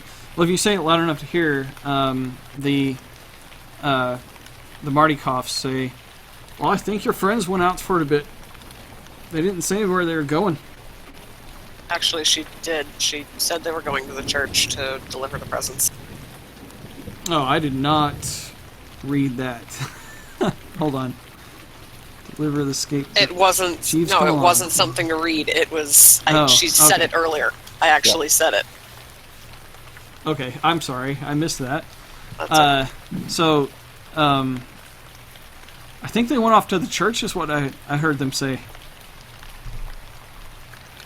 Ah, very good. That's my friend's natural habitat.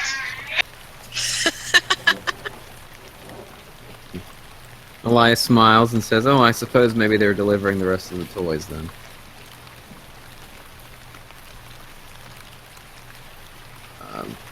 Would you care to join them, Jack, or do you have something else in mind? Oh no, let's go and help them play St. Nicholas and St. Nicky. I could live with that. All right. Alright, so you guys exit the Blue Water Inn and head down to the church. The It sounds church. like Alexandra's already there. Yes. Mr. Jeeves and Alexandra will definitely reach there before you will. So I will leave it up to them to describe kind of what's going on now.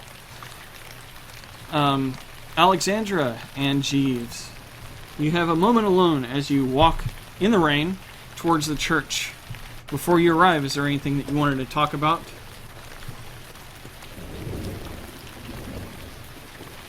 Jeeves, you do not want to know what I had to do to prove your innocence.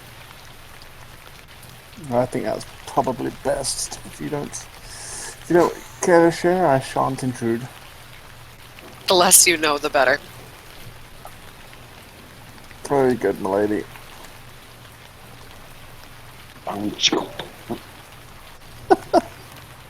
Shut it. Alright, you come to the doors of the church, which are always open. here in the afternoon, the rain has not let up at all, and you find Father Lucian inside.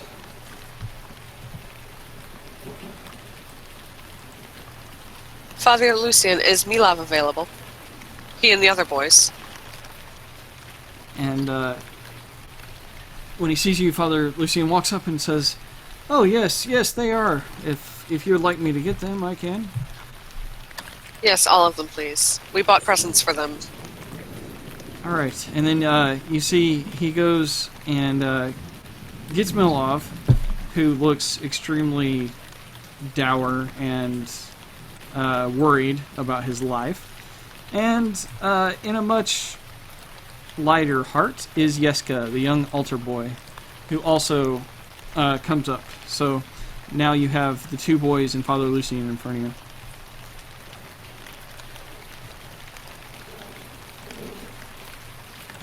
Milav, Yeska, we bought presents for the both of you and your brothers. And what of my fate? Have you told the Burgomaster and Ezek of my sins?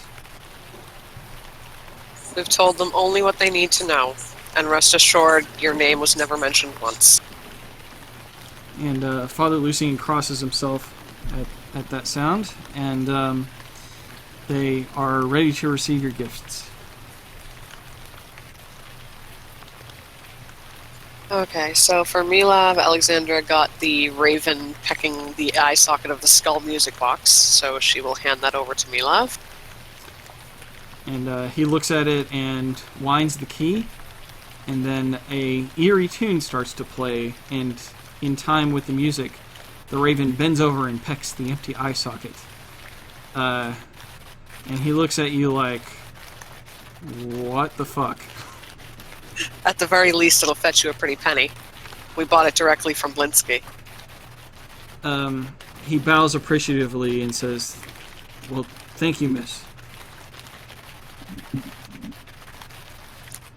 And for Yeska, we brought the Nightmare Story Lantern. Without being shown what it does, he's just kind of looking at the hoods and looking at the lamp and be like, this will be a great nightlight. Thank you, miss. There's several different hoods you can put on. They all... And he starts inspecting the little werewolves chasing children who look to be screaming and whatnot. The witches flying on brooms and stuff on the various lanterns.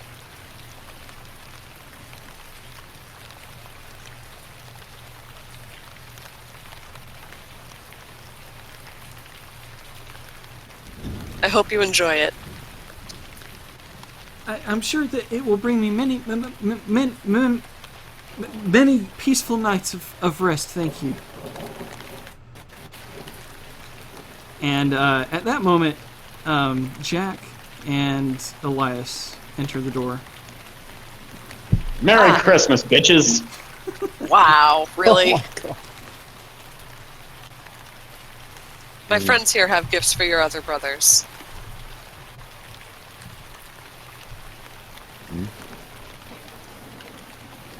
Milov looks up, expecting to see some other morbid toys.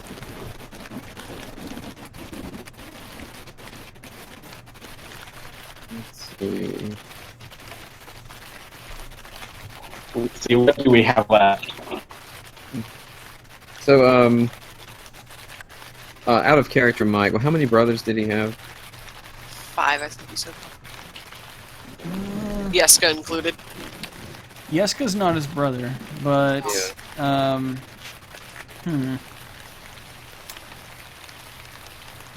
let's see here.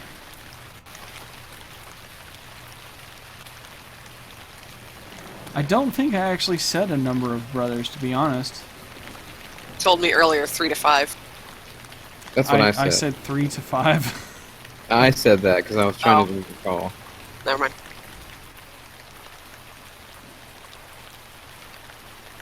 It was a number higher than 2 because he was having to feed them and care for them, it sounded like. Yes, it was definitely multiple brothers. That's all. When Father Lucian explained that he wanted to take care of his brothers, it was always just multiple brothers. So you assume that there's 2 or more. Well, that works out because the toys that I have, the nesting doll and the bag of marbles are like multiples themselves. So so Elias presents those 2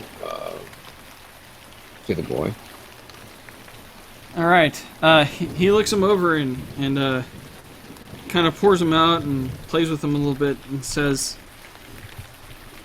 "Your gifts cannot compare to that which would be simply my ability to continue to protect my brothers.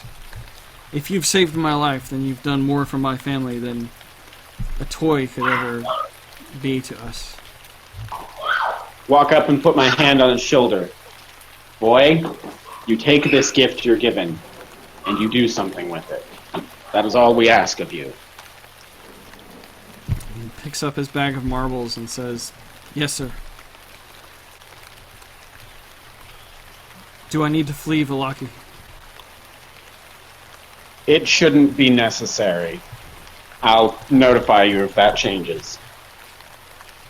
"I would even stay with the Vistani if it came to that." The Vistani are like everyone else. Some are good, some are bad. Be smart. Don't make the same mistakes of your past and be gullible. "Yes, sir. Thank you." Oh, and me, love? "Yes, sir." Good luck.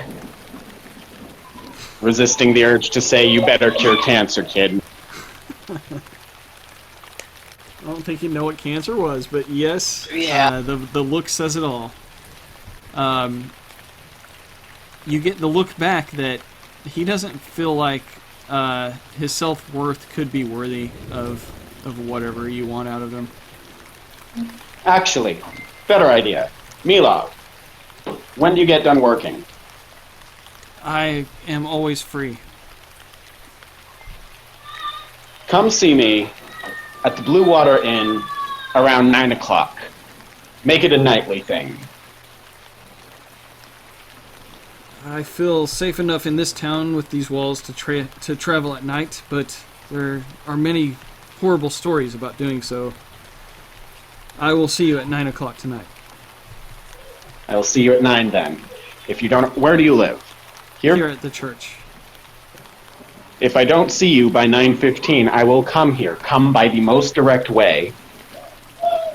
I will make sure that you either here or there or in between. If not, I will tear the city apart looking for you. Do you understand?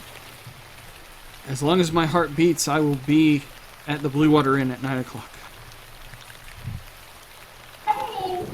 Exactly. We need your heart to beat. So, see you then.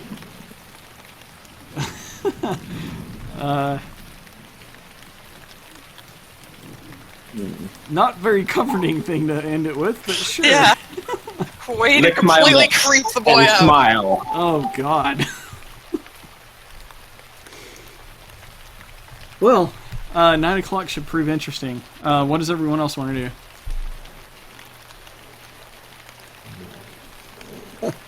Father Lucian says, "I'm sorry that I didn't stick around at the Burgomaster's mansion. I just didn't want to see my sister. I hate that she's under that roof." That's alright. Well, I assume, sir, that you had very important work of God to do. The bones that, as you say, sanctify this church, and I cannot blame you for rushing back after all. Yes, that is of the utmost importance, but my relationship with my sister was very close before she was married to the Burgomaster, and now I don't get to see her. She just doesn't seem the same. I could imagine so. She seems quite taken with the illusion of this place. She feeds on the bullshit of all will be well, and She married into royalty. It happens. yes, Well, I suppose nobility. I should be happy for where she ended up, but the way she Oh, I did not nervously- say that. I didn't say that. She nervously laughs at it and agrees with everything that idiot says. Uh-huh. Those people are terrible. Oh, not just them, but most nobles. I could tell you stories. In fact, want to sit down and listen for a while? At that point, It's graphic. Alexander There's some glares at him. sex. He looks I'm at serious. Sex, Alexander. violence, incest. It's fun stuff. Bestiality, too. At least if the tales are to be believed. Sir, my stomach turns thinking about what my sister may have endured. Your stories do not comfort me. Yeah, At this point, Alexander stands there looking Well, there's a completely Russian scandalized. story of a ruler who rigged up this very intricate system of pulleys to lift a horse up. Jack, please, we are inside the holy ground. Please, no more. Oh, God invented it. He's heard it all before. Sir, I will have no blasphemy spoken in this holy place. Bow to the church, bow to the priest in residence, as you wish, sir. Thank you. I greatly appreciate the efforts of you and your friends, especially for the perhaps redeeming of young Milov here, who will hopefully not find his end at the noose of Izek Strozny.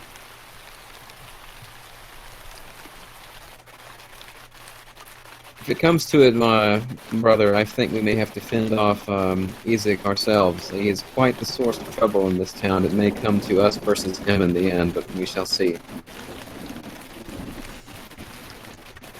Well, my sister would not approve of me saying so, but the burgomaster has enemies in this town.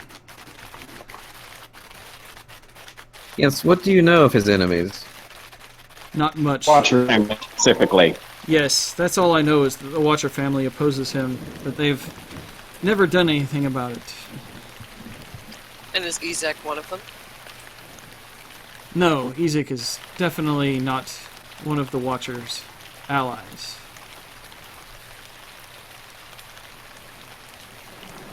Do you think the Watchers have any relation to the people at the Blue Water Inn?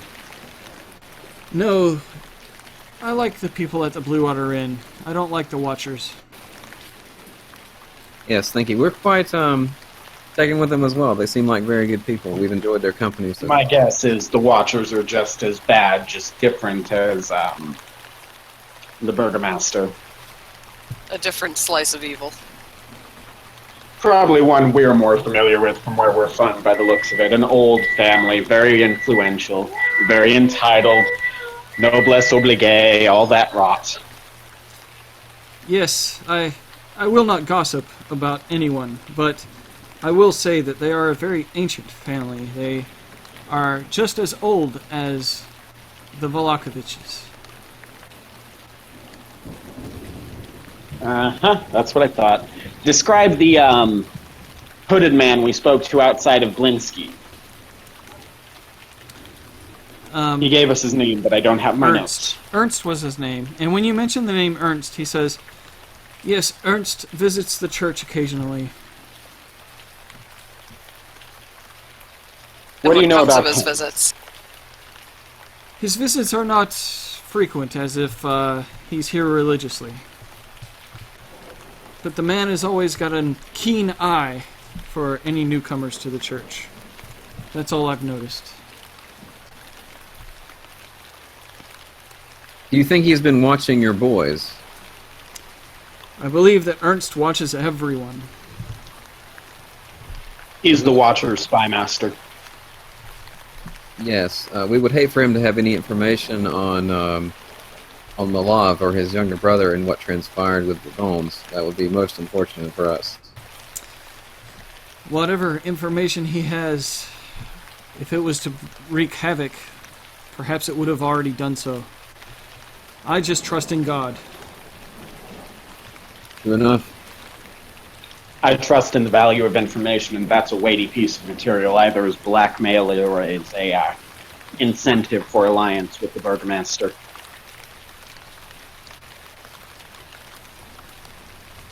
My guess is he's keeping it in his back pocket for future reference.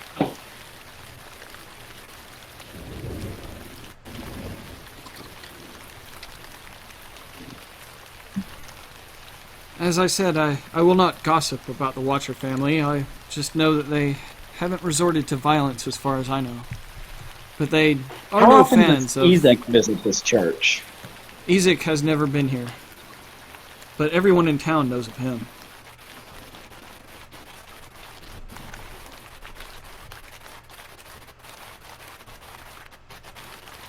If you were to want to hide from Ezek, this would be the place to do so.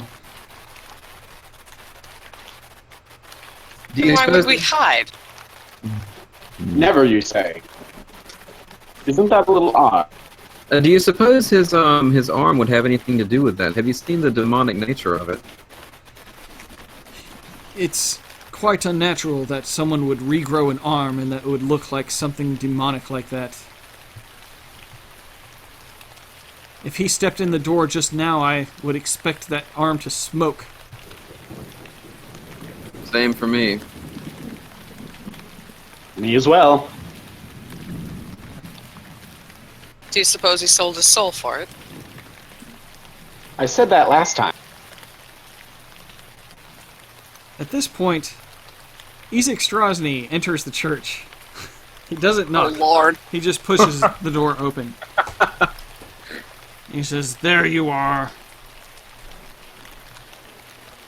Look at the priest. Bloody hell, thank you for that. His name is Taboo! He points at Mr. Jeeves and says, "You, come here." Walk with Jeeves, arm in arm, over to Ezek. All right, Mr. Jeeves, do you comply? Yep. Yes, as you do, he produces some keys and unmanacles you. He says, "My orders is that you're free for now. Don't make me regret this. Don't cause any trouble around here, and keep those sticky fingers in your pockets." Alexander just crosses her arms, smirks, and leans on a pillar. And he looks over at you, and his resolve softens a little bit. Insight check, please. Go ahead. Please. We have to do it for I'm him. sorry. Let me bring up Jack's character sheet. I don't know his insight. Jack, your skills show that your insight are at a +2. And you rolled a total of 21. And Bravo! the insight that you can gather from the look that he gives Alexandra is that he feels comfortable in leering at her sexually. And he Look does, between them. yeah, From one back to the other, then one back to the other. Let my jaw drop. All right. Well, I don't know what you see on Alexandra's face, but from Ezek, you can definitely tell he's comfortable. That he's not breaking any kind of social rules by leering at her. Such, Well, she is smirking at him, so there is that. yeah, true. She wasn't so much smirking at him as she was smirking at the fact that now he has to let Jeeves go. But anyway, Yeah, the men can take that as they will. Yes. Ezek, I bought you a present. The present. Yes. Well, let me see. And he walks over to you. And she opens the backpacks and takes out the little axe glowing red eye executioner toy that beheads things. Ah, I see you've been at Blinsky's shop. We have. I also have a question. Why is that doll being made? Ooh. I don't know what you're talking about. There's no point lying. The shop owner told us everything. Glare at her. I have a fondness of you. I would like a memento.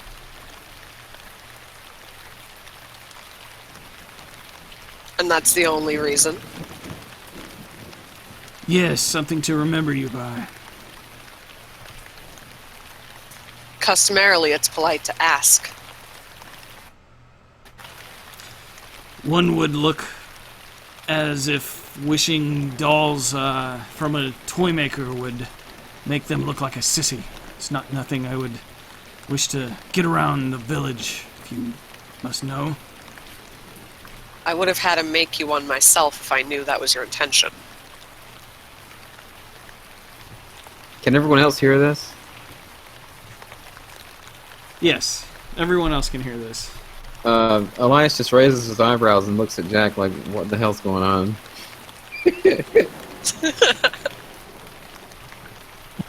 Jack looks shocked and aghast and just shakes his head.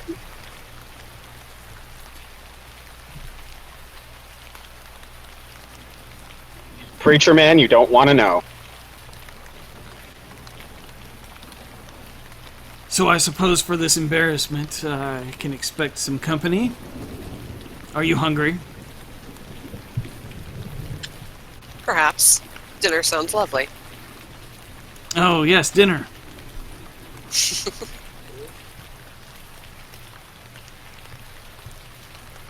He takes his right hand, the monstrous thing that it is, and points at the door with an open hand as if he's offering to take you somewhere. Shall we? Of course. All right. They begin walking out the door together. Would anyone like to do anything else? Elias is just shocked. There. Yeah. Mr. Jeeves? I'm just following along. I don't think she'd appreciate him following her this time. That's true. Elbow, Elias. Let's hope for her sake that arm isn't compensating for something. Oh, Perish the thought and the gesture. That's awful. I'm no jester anymore. Just call me fool. Okay, well, Alexandra has exited the scene. You guys are left in the church with Father Lucian, the children, and yourselves. What would you like to do next?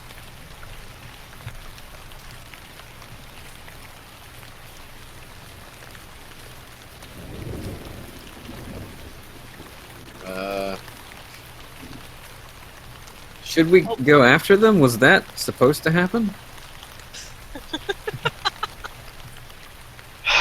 Does anyone know what's going on here? I'm a bit lost. Explain in moist, squishy detail how a baby is made. Wrong on so many levels.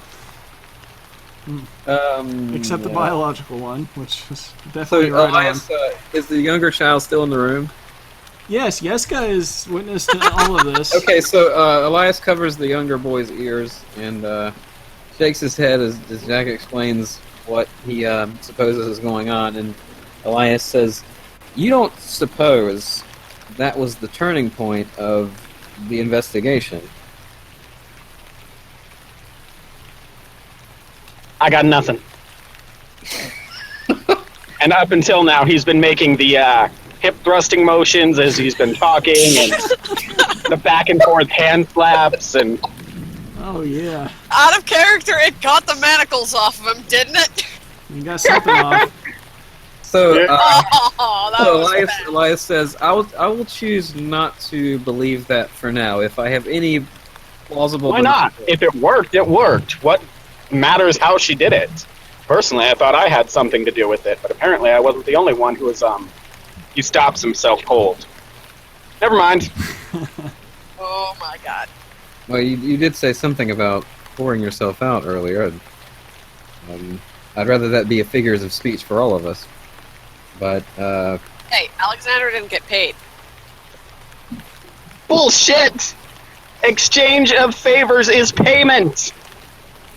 However, in character, once again, what matters if she did it? She did it. Doesn't matter how. Jeeves' life is saved. true enough. I wish I'd known, because then I wouldn't have agreed to... Well, no matter. Yes, I don't like it, but I will accept the result of it if it is true. But until such matters are proven, I would like to not think on them. Well, that was your own damn fault for not checking with her first, wasn't it? There wasn't a lot of time. Check for, like, you know what? Before selling Reasons himself. why, yeah, reasons why she would have just been so open and honest in the first place.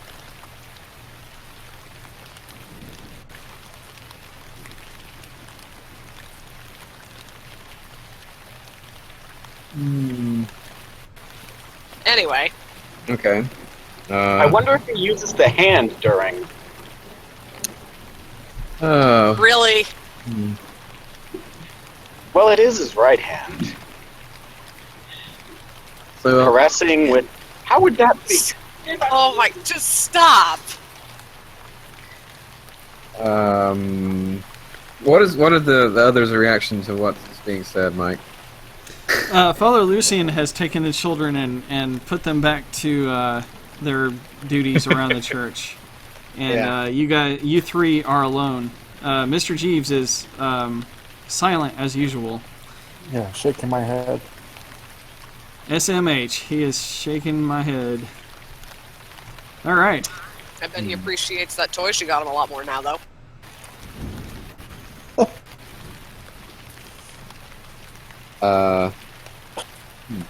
So, whatever they're doing, should we perhaps wait for them here? No, I have an appointment with a young boy in my room later. Oh my, that didn't sound right either. I had no idea what he said. It was breaking up. He has an appointment with a young boy in his in-room later. Is what I heard. Yeah. But that's at 9 p.m. That's quite a ways away. It's dinner time, and Elias has been hungry to fight something. Yeah. Although it's hard to believe, you didn't even see the town of Vallaki until this morning. And it's only just about 3 p.m. at the moment. Wow, really? Yeah. What a day. Damn. Right. Well, no, you did take a short rest. It might be a little bit later than that. It might Yeah, I be would say like more- 5 or 6. It's got to be because Jeeves himself was at the stocks for at least a few hours, and that Yeah, dinner will be approaching soon, and night should fall in a couple of hours.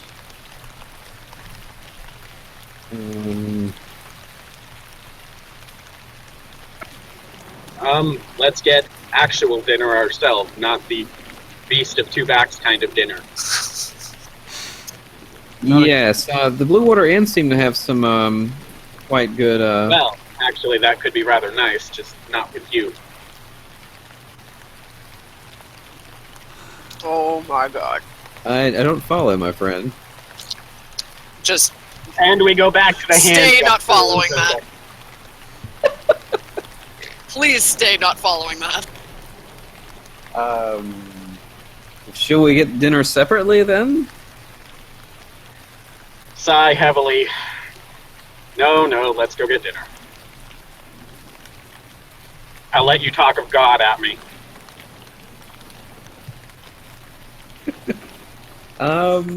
Okay.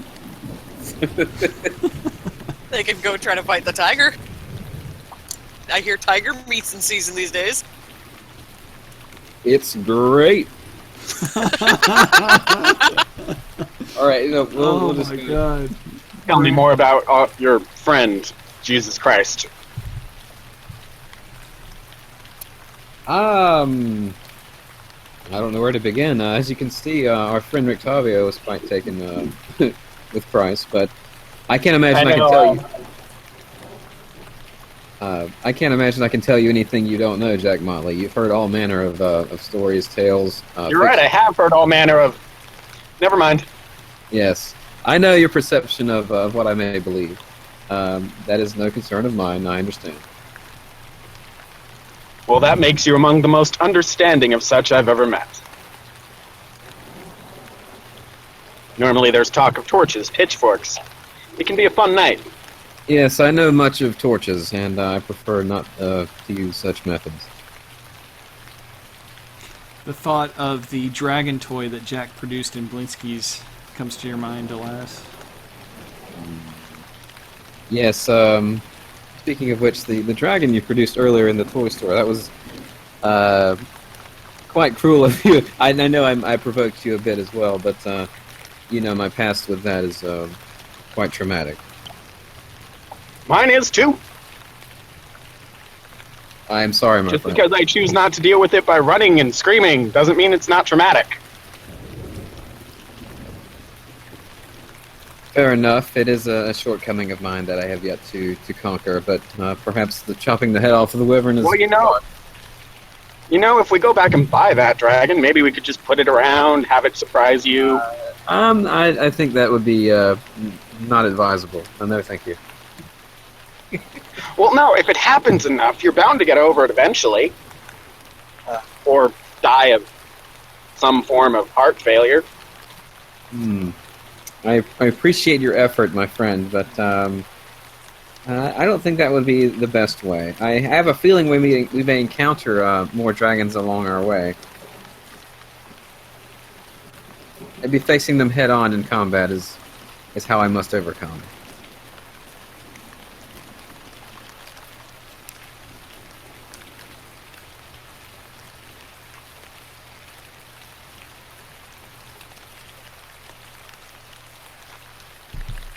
Okay, so Alexandra's emoting something right now.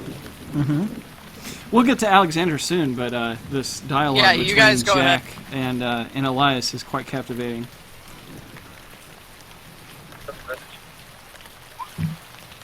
All right, come on, let's go find some blood and whatever else they offer you on Sunday.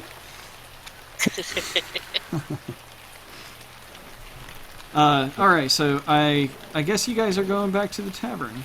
Back at the Blue Water Inn, you have the same friends there waiting for you. The Martikoff family is quite happy to see you. And they inform you that they will offer you the wolf steaks and wine for free. They ask if water would be okay because, and they look at Jack and they say, the wine's becoming scarce.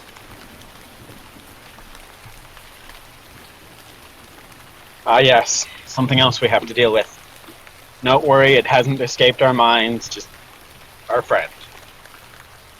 And Danica says, well, 3 wolf steaks then, and then 3 wines.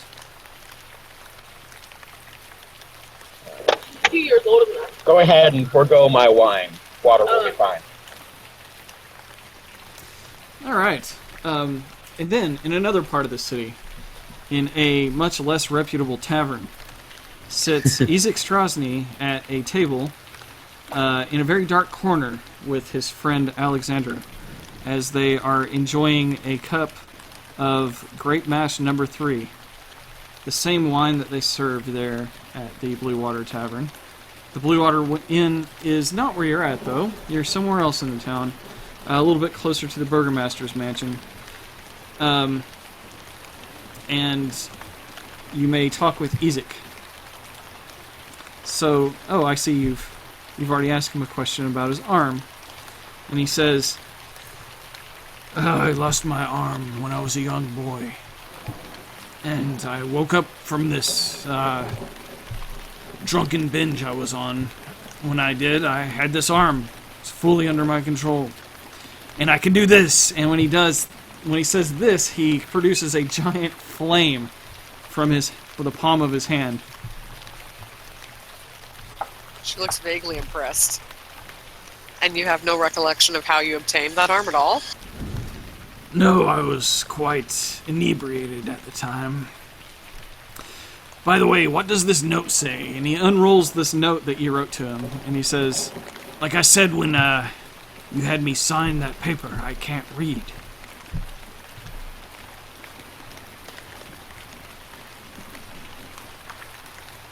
It was just a suggestion to meet back at the stables, that's all.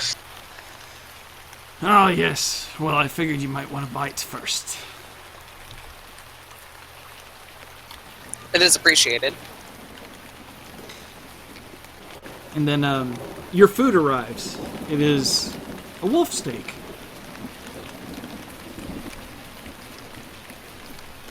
Just as you ordered it. The amount of rare to well that you might enjoy. Afraid I've never actually had a wolf steak before. Doesn't Well, taste anything like cow. I don't believe I've ever had a cow before.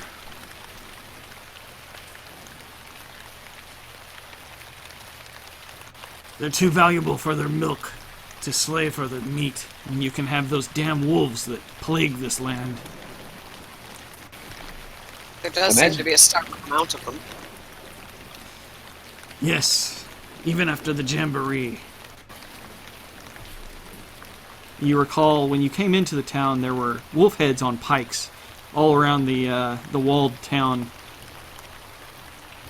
as far as you could see anyway. There's plenty of wolves around the entrance, wolf heads. Are the wolves under the control of Strahd? Yes, the wolves are his spies. I see. So that must be why there were so many dead along the outskirts of the city. Yes, we wish to bolster the population here in the town. Let them know that we should not fear the wolves. After all, they're a great source of food, as you see. Shouldn't fear the wolves, but everyone in town just about seems to fear you. And for good reason, they should fear the law. If they don't fear the law, they fear no consequences. They fear more than just the law, Isaac. There's plenty to be fearful in Barovia. Didn't copy that, your mic cut out. There's plenty of things to fear in the lands of Barovia. You seem to take great pride in being one of them. Yes. Quite impressive, as you've noticed.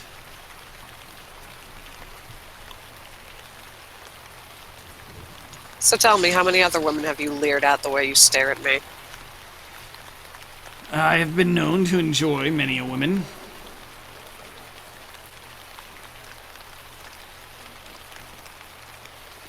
None And so how many of lovely them as you, which seem to enjoy my company in return. A line I'm sure you've used before. But how many of them did you collect mementos of? I don't know what you speak of. The doll, Isaac. When you say that, he kind of looks down at his meal and cuts another bite and eats. He seems very uncomfortable.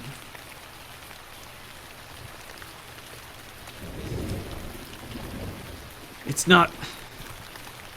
I don't wish to talk about women of my past when I have such a captivating woman in my future.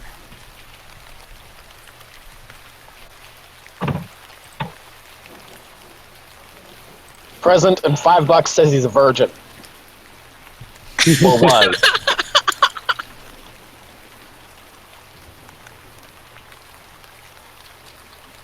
Are we actually going to start taking bets on that?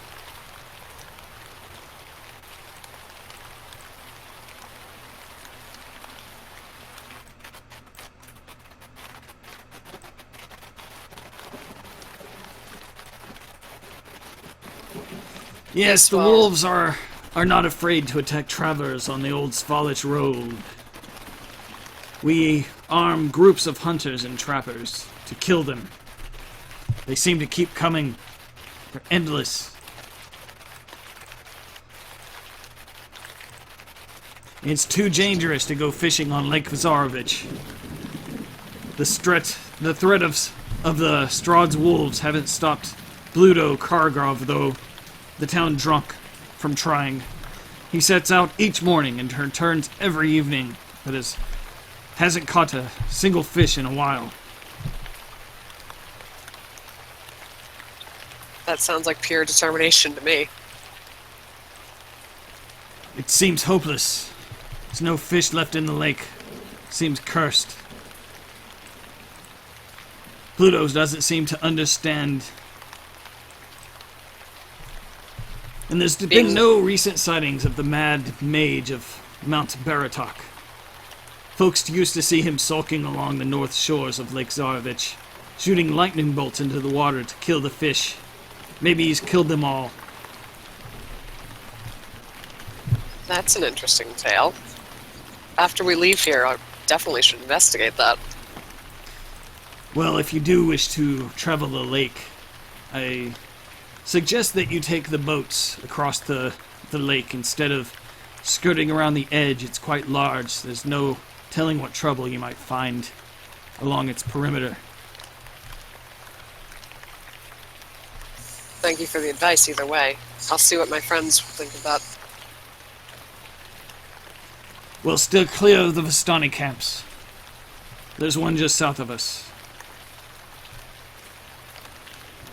Yes, we passed through it on the way here. It's not along the road. It's impossible to pass through it on the way here. We had to make a pit stop. We were guided out of Barovia. If you're speaking of the Sir Pool, that is not the camp that I speak of.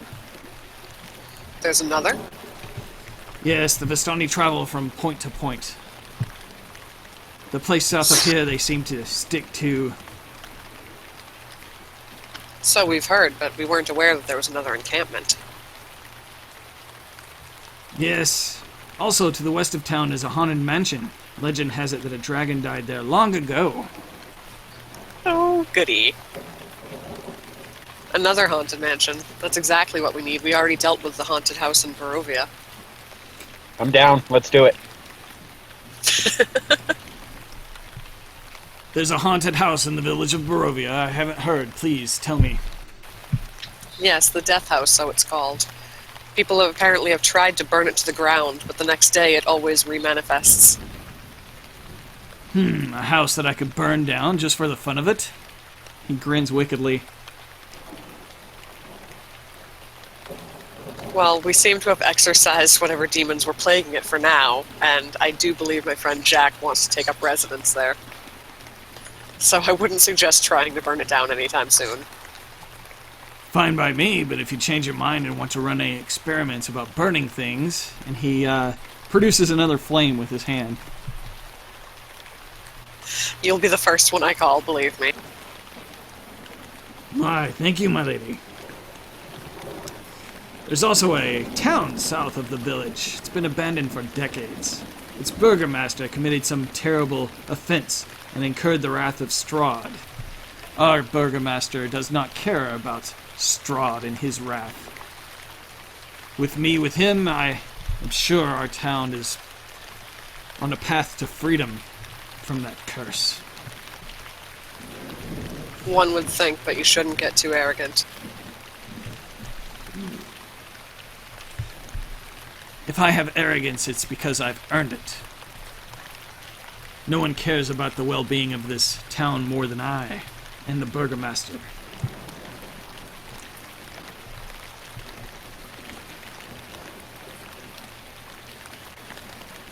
So, if you're well fed, would you care to exert some energy then?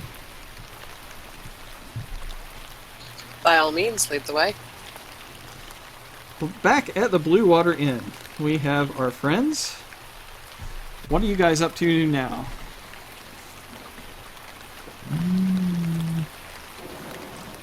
Trying not to imagine Alexandra and he's Singing loudly. Way back in days of old, there was a legend told about a hero named of Elias. Bravo. Elias looks very embarrassed and hiding his head in his hands and is trying to eat as this is going on. Long arms and perfect hair, cojones out to there. Oh my god! Tough and every other manly value. Mess with him, he'll disembowel you.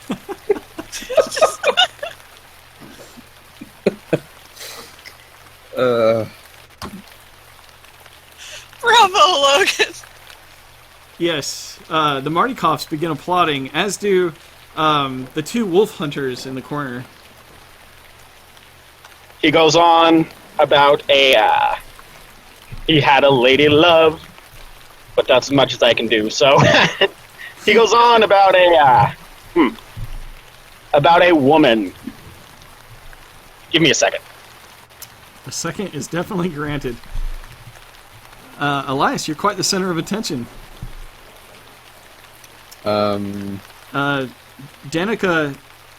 and her husband are now clapping along with his tune. So A Elias, body built for sin. Rictavio, With cleavage, you could hold a whole parade in. Oh my god! Rictavio comes down to join the celebration. It looks like the all of Love was the Bring the never so tiger. enthusiastic or as wildly acrobatic. Jack is a much better singer than I am, but that's not hard. Just Bring the on and tiger. on for about 5 minutes. Bring the tiger, put Elias out of his misery. He wanted to fight something anyway. The joyous Very nature descriptive.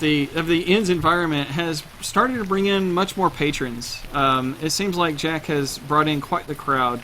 It's about dinner time now, and you can tell that it's common that the inn becomes a lot more busy at this point. Not only do they board rooms, but they also seem to be quite the safe haven from the rain and the terribleness that exist outside of the walls of Vallaki. So you're greeted by several patrons, and some are offering to buy you drinks, but you know that at this point the Marty Cops have you covered. Elias politely refuses the drinks, and after a while of the singing, he kind of comes to terms with it and sighs as he's getting more used to Jack being the worker of social antics as he is, and he just kind of looks around casually and takes it in, and kind of shrugs off any extra attention that comes his way. Yes, Erwin Mardikoff is busy serving drinks, but he gives you a sympathetic look as if he knows that you're the unwitting center of attention. He says, "Aye, lad, is it such a sin to not have a drink? Jesus turned water to wine." So Yes, because commonly because the water was not quite up to par for drinking in many places, but I find your water quite agreeable to myself, and I'd rather not inebriate myself. I would give in to temptation easily after the day I've had, I'm sure. Well, if it suits you, then continue to drink the water, but my family's very proud of our wine. Oh, I will have a bit, but I'm also concerned with your supply as well.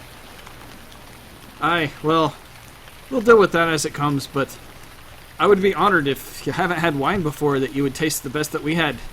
Our Red Dragon Crush. I will take a few sips then, sure. Sure, and you see that the more expensive looking of the barrels, the one that he treats very... he doesn't seem to, when he's being generous with drinks, doesn't like to use this keg. But he pours you a glass of wine and swirls it around a little bit. You see that it clings to the sides of the glass and slowly bleeds down. He looks very proud as he hands you the glass. He And says, what did you... He says, what- if you want Go to, if you want to sip a wine and really taste the best parts of it and fully take it for the experience it is, you have to bring it into your mouth, swish it around a bit, and breathe air into to let it bubble within your mouth and on your tongue. And the way it plays on there, it'll taste different to you instead of just gulping it down. No, that sounds quite sophisticated, sir. So Elias follows the procedure and to the best of his ability, does so. Yeah, and you can tell, I don't know how familiar Elias is with wine, but when you breathe the air in as it's percolating in your mouth, you can tell that the way it splashes around on your tongue and stuff, it brings out more flavors in it that you could tell from when you first sipped it in. Okay, so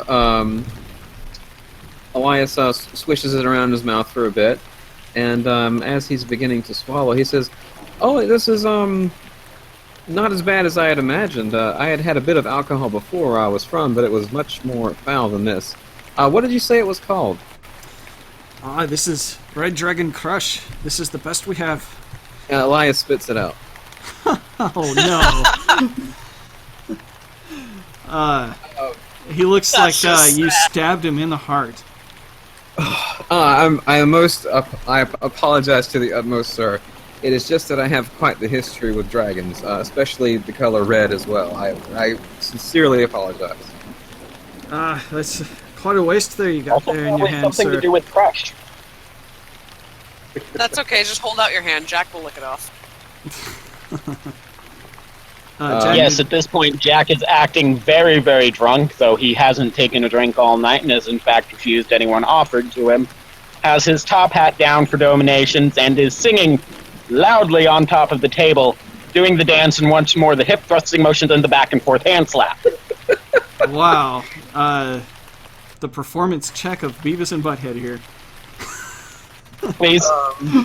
So to recover from what Elias just did, he takes another sip and follows procedure as best he can to kind of make up for what he just did. He looks perplexed by the dancing performance of Jack and the painful experience that you are trying to overcome. And then he looks at Mr. Jeeves and says, "Hey, lad, you look a bit more healthy than the last time I saw you. Are y'all well rested now?"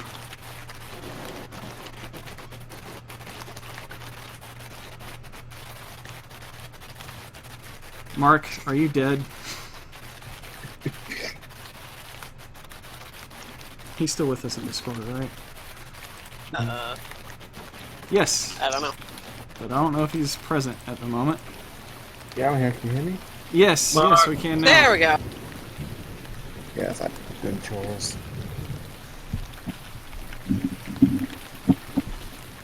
Oh, he starts talking to you, Jeeves, and Erwin says, "Our ancestors are not from around here. The Mardikoffs are an ancient family, but not originally from Barovia." So where do they hail from? I don't know. It's been too many generations to know where we came from.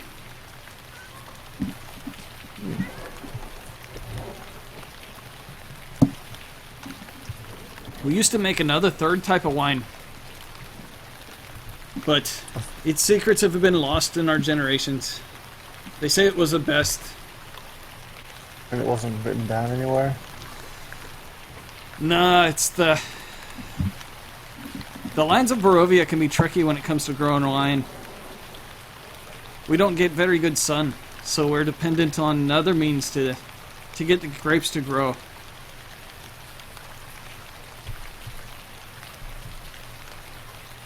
Artificial sunlight sounds fun. Yeah. I'm sure that would be a very delicious wine. Aye, if we could get the grapes to grow as we once did, I'd love to give you a good glass.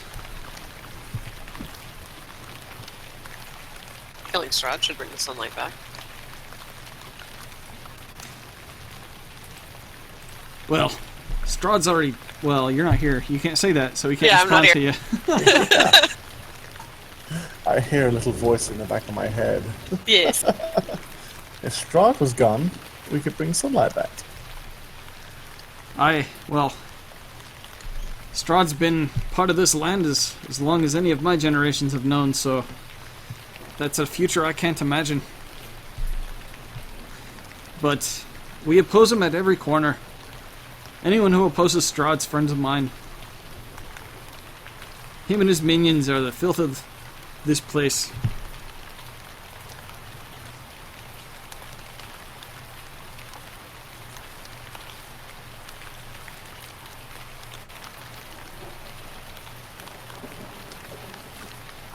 I hope our generosity here is good enough for any enemy of his.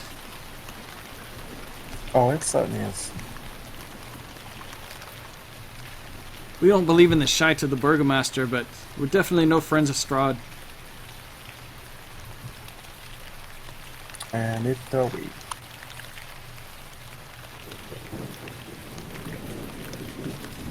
Well, it's good to see your hands out of manacles.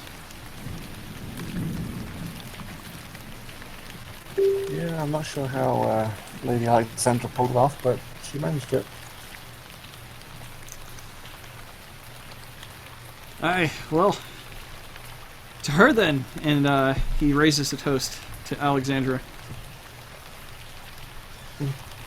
I'll raise my glass to that. To Alexandra. Yes, and then he's swarmed by all of the other patrons in the bar that wish food and drink. His hospitality is spread thin at the moment.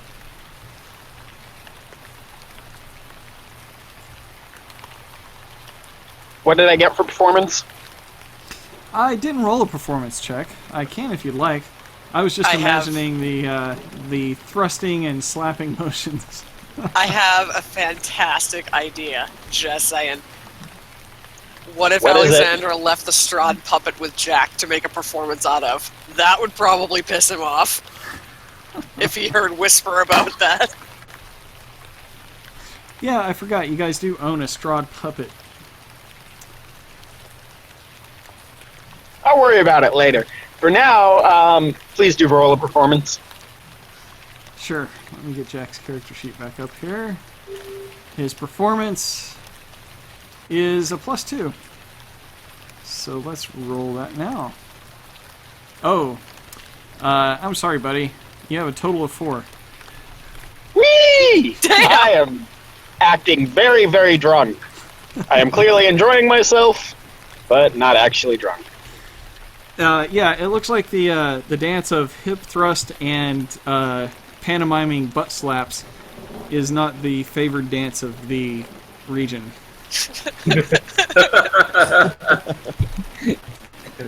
Hop off the table That's a good start.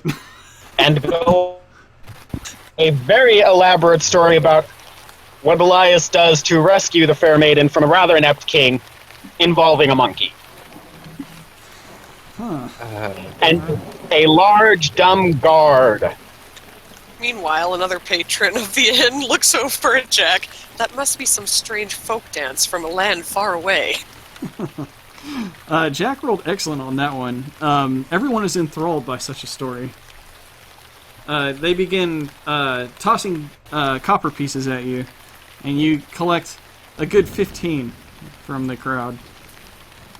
Some gave more than others. A penny is fine, these are difficult times. Yes, difficult times. Thank you, sir, you're too kind.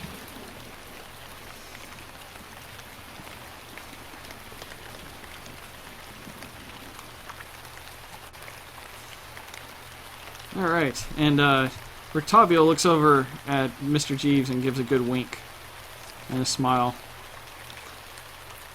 And he says, I think I will join... I think I will take my leave. And he takes the rest of his meal and starts heading out the front door.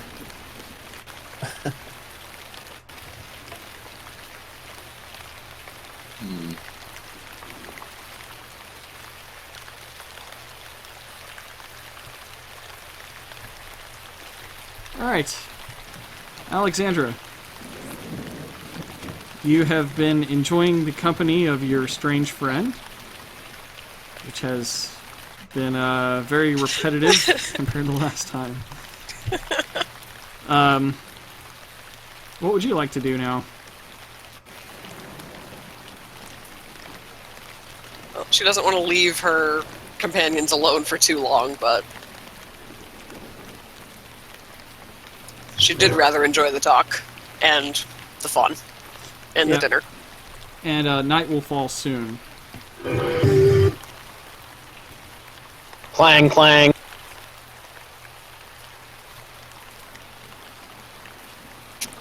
I am sorry, though. I truly didn't mean to embarrass you back at the church. Yes, I'm not used to such embarrassment, but I figure if I give you a little hell, you can give me some back. Indeed. Until next time, then. Yes, but if you can't read, how are we supposed to rendezvous? You can always find me around town. Just ask any of the guards. We're Or not here follow for the sounds of Nick. If you make enough trouble, I'm sure I'll show up. Well, we're not here for very long, but maybe I could teach you to read a little bit while I'm here.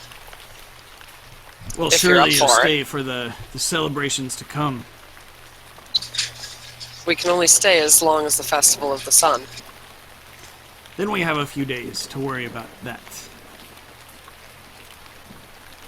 Until next time, then. And she kisses his cheek and wanders off. Alright. Roll a perception check. Oh, Lord.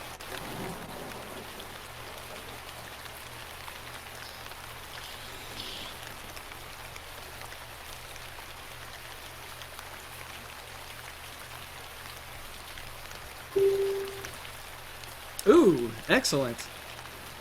On your way back, you saw a familiar figure that was hiding.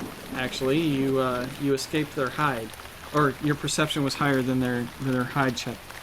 And this is the Ernst man that was spying on you guys earlier. You can tell that he notices that both you and Isaac have left the same building at the same time. Looks like he may have been watching since the time you may have went in. You're not sure. But you notice in a way that you can tell he hasn't quite seen that you've noticed him. And she'll call out to him. I'm sorry, is there something I can help you with? He just looks off into a different direction. As if he didn't hear you. Ernst, I know you've been watching us. Me in particular this night. What are you up to? Isaac is far enough away so that he doesn't hear you say all this stuff. With that said, are you still doing this? If it's going to pick a fight, then probably not. He doesn't I'm look by hostile. myself. It looked like he just didn't expect that you would call him out like this. Alright. Or Then yes. that he would get seen at all. Alright, well, Ernst just shrugs. He's kind of far away from you at the moment. If you want to talk to him, you'll have to approach him. Alright, she's gonna cross the street and head over towards him. Okay, and he says, I see that you and your friends are a very watchful bunch. The Watcher House really appreciates those who can keep an eye on things. I'm a vampire hunter. It's in my nature to watch over my shoulder at all times. A vampire hunter, you say? Well, what do you think of Lord Strahd von Zarovich? He's a monster. We're going to destroy him. If it was monsters you are concerned about, why are you so insistent on spending time with Iznik Strasny?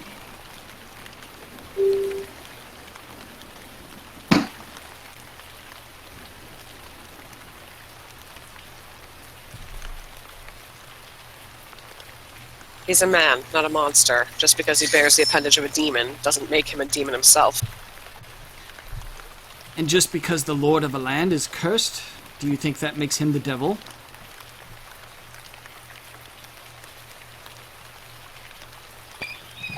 High five, Ernst.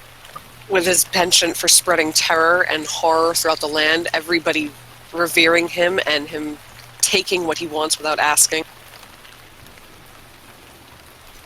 Perhaps Strahd may be a negligent landlord, but this land is his by birthright. And if you don't think that he could take this town, if that was his wish, you're a fool.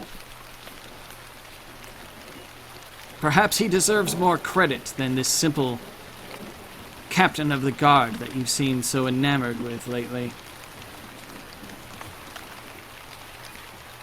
I will tell you, if you're a friend of Isaac, you are no friend of Watcher House.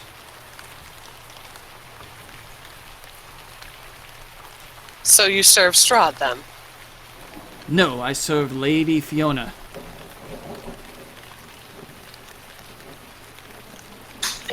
Although he might be Strahd.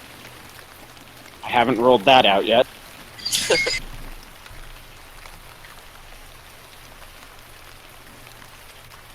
The only thing he hasn't said is, who is this Strahd fellow? He sounds handsome.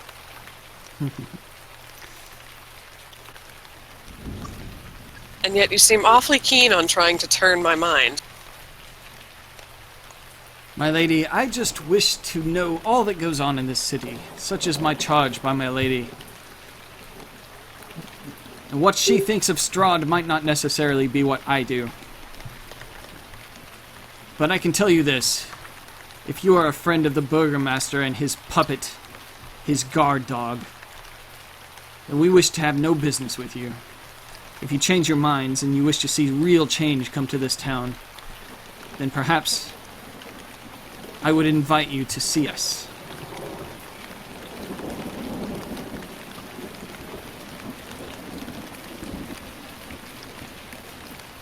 I make my own friends and I make up my own mind.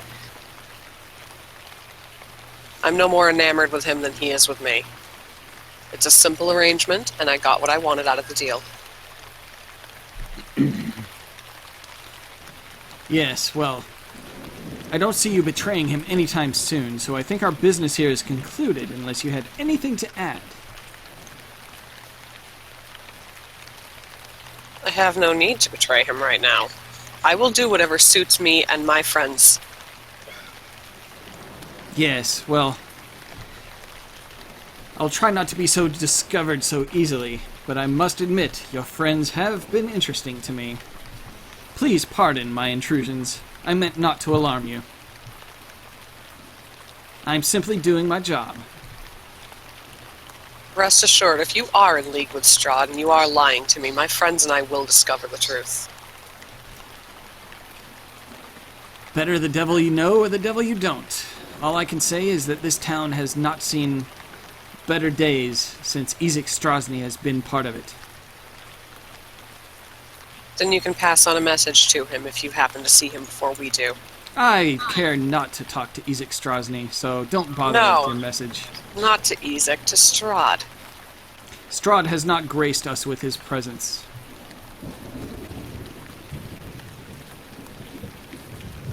If you do see him before we do, pass on a message.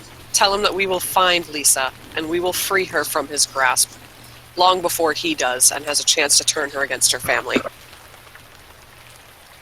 Ah. That is a nice message, but I must ask, who is this Lisa? You need not know any further. For context, I would need to know. Strahd knows. Very well. And you can also tell him that we will free this land from his tyranny, and the mist will dissipate and the sunlight will return to this land. If I should be so graced, then I shall inform him duly. Thank you, miss. May I leave? Have a good evening. I'm sure we'll meet again. As I am sure as well, so I will take my leave. She Good day. nods politely and turns to head away.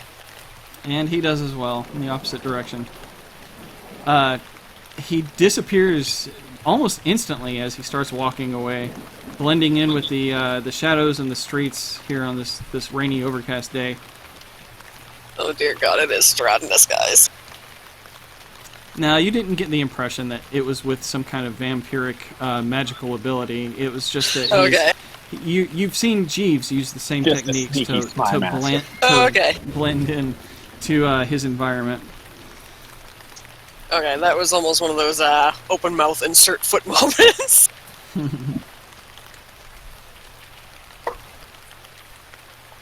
No, he genuinely seemed interested in the message that you had to send to Strahd, but it didn't sound like he knew who Lisa was. Which is good, because he doesn't need to know any more than that. Except he was totally going to find out now. Yeah. If If Strahd Information chooses is to his tell stock him. is trade, and you just waved a juicy piece in front of him. If Strahd chooses to tell him. But he doesn't have to He talk to doesn't Strahd. need to that, to know that. We've spread Lisa's name enough, he can find it.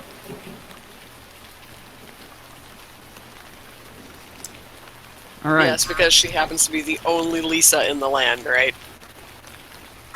Right. There's only one The only person one named connected one to us name. in a significant way.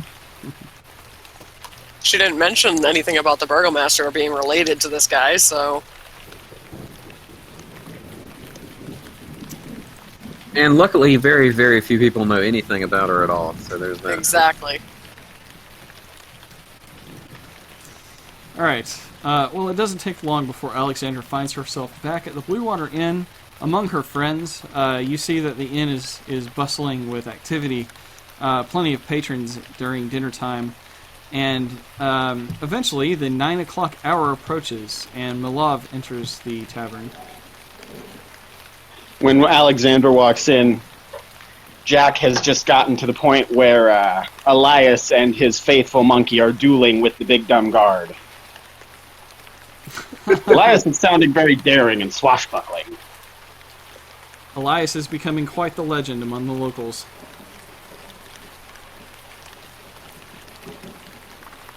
I would imagine 7 giants with 1 blow. I would imagine that even a few villagers have thrown their affections towards Elias. Such tales of bravery. Especially the many innuendos of his very long and mighty lance. Oh, God. Oh no. Yes, some maiden's curiosity about the length of your spear may have been mentioned. So, not that I want to roleplay any of that. Thanks, Mike. Except you never actually answered the question about Ezek that Jack asked earlier, so... Oh, yeah. Well, he wasn't there, so how could he know? If he wants to find out, I'm sure that he could ask himself. Oh, Lord. If I want to find out, I'll go ask Ernst. He can find out. Elias is dismissive and humble and just kind of, polite as he usually is. Alright. It's not the length of the spear, but how you stab it, I don't know. Oh my God. No, DM. No. Alright.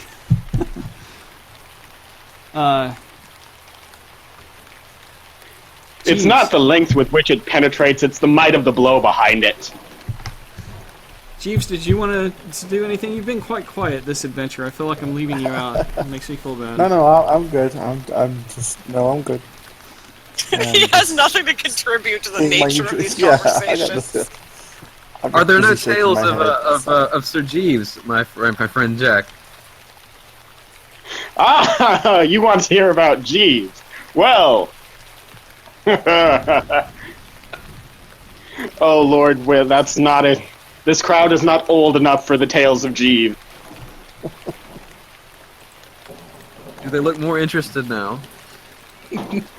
Sure, they're hanging on to every word that Jack may have to say. His stories have enthralled them. Jeeves has a reputation of a swordsman of a quite different kind. It's said he has a son or a daughter in every port from here to Istanbul.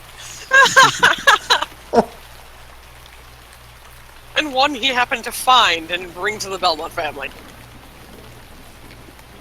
Something like In that. fact, the most beautiful that is, theoretically, travels with him this very day. I'm not sure where she is. Certainly not with any demonic monkey-looking thing, but... Meanwhile, she Why, has yes. walked back in the door and can hear every word he's saying. Jack is quite aware. He's looking at you as he says it. She does not look pleased at all. He's also super drunk. So. Or he's acting certain. No, I'm not. You haven't seen him take a drink. Ah, yes, He I is remember that now. acting super drunk. Quite effectively, but still. Why, yes, every port from here to Istanbul. And some of the goblin ones, too. Although the tales told of that, I couldn't mention in polite company even in front of the goblins. Very, very uncomfortable people, goblins. The crowd loves Jack, and It's about this time that Manilov finally walks into the bar. He looks uncomfortable. But he sees Jack, the center of attention, and sits down to enjoy your tales, waving to make sure that you know he's present on time. I'm sorry. As soon as I see him, I salute. Tell the story of how Jeeves and Elias met. It involves a griffin, very heroic. I'm sorry, that just... With the way you just said that reminded me of that old meme. You reach out to push the Orgur off the bridge. You roll a critical 1. You reach out and caress his back. He looks uncomfortable. I love that. At any rate, involves a griffin and a unicorn. Very heroic. Very daring, very dashing. Jeeves seduces Elias's woman, but she won't go for it because she's too faithful to Elias. Nervous smile flashed to Jeeves. Thumbs up, I guess. Stand up on a table, take a bow, and next time I will tell you the story of how Jeeves did something else. I know, it's not grand, it's not, but the man's stories are so many and so... He's very old, as you can see. He's ancient, he could be God. People are clapping and side-splitting laughter. Even Alexander can't The help many but tales smirk of his harrowing exploits are so epic that they could make Gilgamesh himself bow before the weight of them. You hear Atlas someone could say, not hold up the book of that man's adventures. Damn. Even Alexandra is snickering and shaking her head during all of this. One man says, Oh yes, I don't know what he means, but he's old, and he just keeps laughing. Jack face palms. Oh, right, different crowd. Yes, he's old. Look at him, wrinkly. Behold age. He should have been out of the game years ago, but he can't stay home because he hates his wife.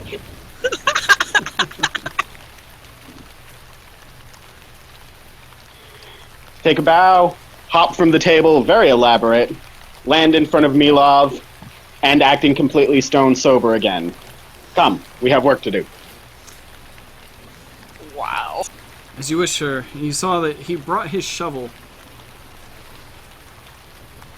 Excellent, I'm sure we can work a shovel in somehow. Oh god, that does not sound good. Start up the stairs towards the inn room. Alright. He follows you in and closes the door behind him. I wag my finger over for him to come near. Behold my finger.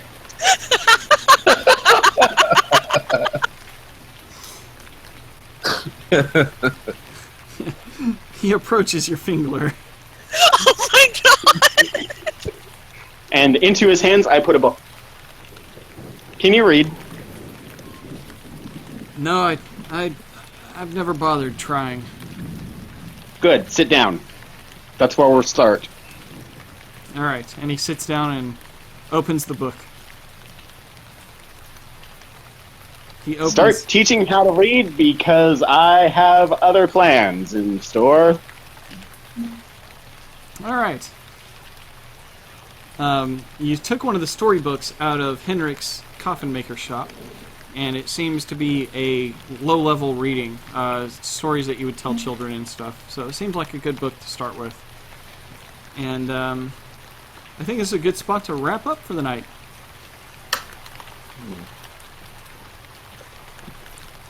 That was the best moment of this entire session.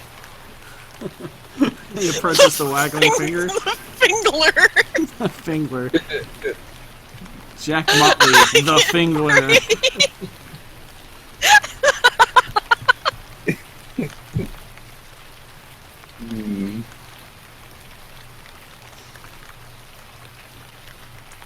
Alright. Well, join us next week when we discover More Finglers. more Finglers. What do you think you guys will do next? I don't know, but it won't involve finglers. Maybe for you. Oh god! Some I'm gonna show finglers. me love my waggling fingler. Flingler. Fingler. Ha Worse. You can't see it, but I'm flicking my tongue in and out like a lizard. Oh God. Oh, okay. Yes, we can't see it. Thank I'm you. a haunter, and it's a long way from Halloween. Okay, I've got to get this out somehow. That's what she said. Yes. That being said, I'm turning Milov into my apprentice somehow. Oh my god. Oh, hey, Mark. Yeah. You know how Elizabeth and Sarah and I and Cheyenne, we all Yeah. haunt that haunted house? Uh-huh. Jack here, he is also a haunter in real life. Former. I am client. indeed. And I think Sunraiser had done it before too, right? Yep. Wow. Brent, you need to volunteer at a haunted house one year. I guess so, huh? We need a complete set. Well, Mark is a thespian, but I don't know if he's ever acted at a haunted house before. No, unfortunately not. I'd like to, but yeah, no, I've only done stage work. Actually, rehearsals. That actually would make you better if you do the method acting style. Probably. Yeah, we're rehearsing right now for Adam's Family musical. Excellent. Nice. How about that? We basically had a mechanical thing this episode. Yeah. I bought an engineer tonight.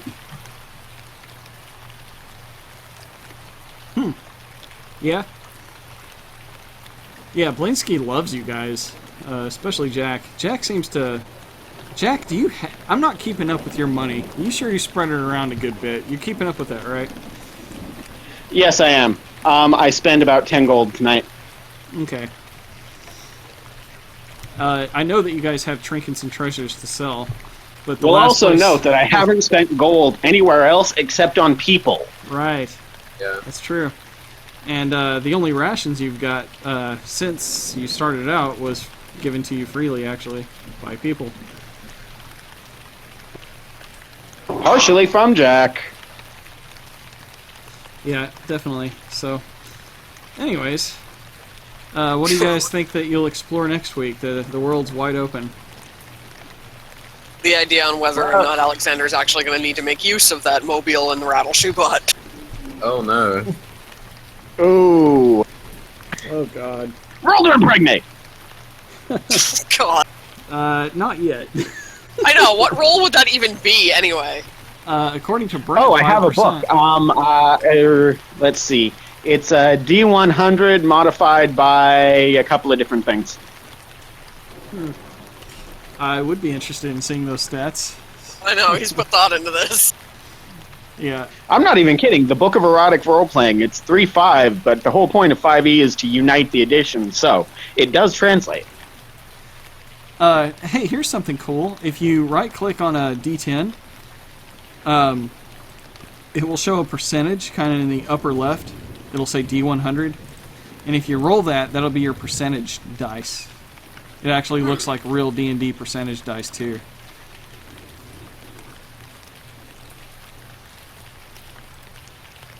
And I believe you can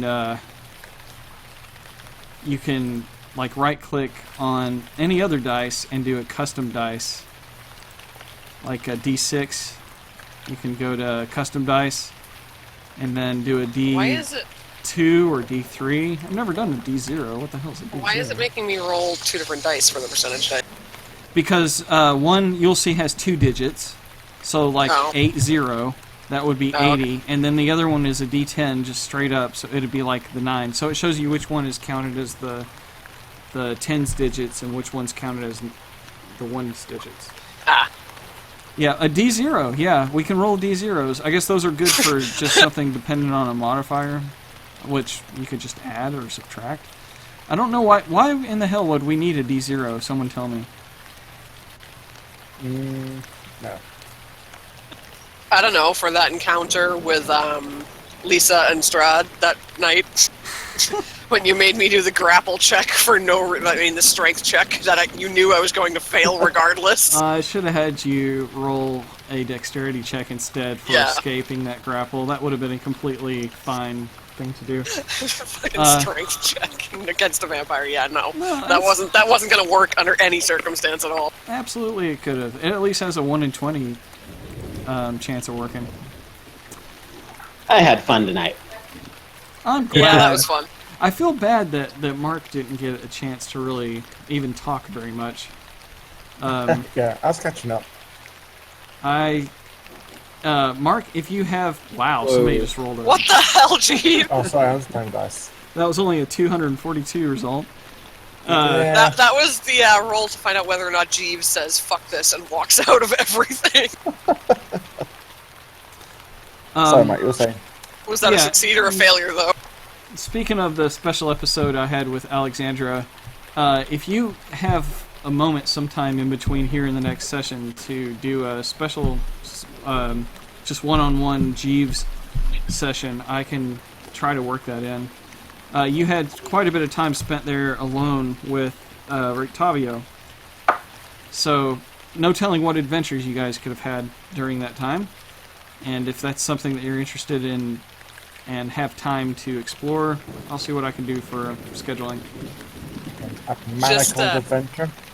Yes, a manacled adventure. Just for the record, when you were doing the voice of Blinsky, I was trying so hard to keep a straight face because all I could hear was Gru from Despicable Me. Yeah, well, I'll show you a little bit of in the book about how he talks. It's very specific, and I actually got my wife to try to teach me how to say it like it's read in the adventure. So I'll show you some Blinsky speak on the Facebook group. And I gotta say, like, as far as voices go, his was like fun to do, but when it comes to doing a German accent like I want to do for Octavio, I just am incapable of doing it. I cannot do a German accent. Just go Oh, watch I had so many ideas for Blinsky. Go watch Bram Stoker's Dracula and watch Anthony Hopkins. Sure, I'll do that just out of pure love for that film. It's not Anthony Hopkins, though. Yes, it is. What? Is he? Abraham Van Helsing. Oh, yeah, he's Van Helsing in that. That's... Damn, that is Rictavio, like, straight up... He would make a great Rictavio character.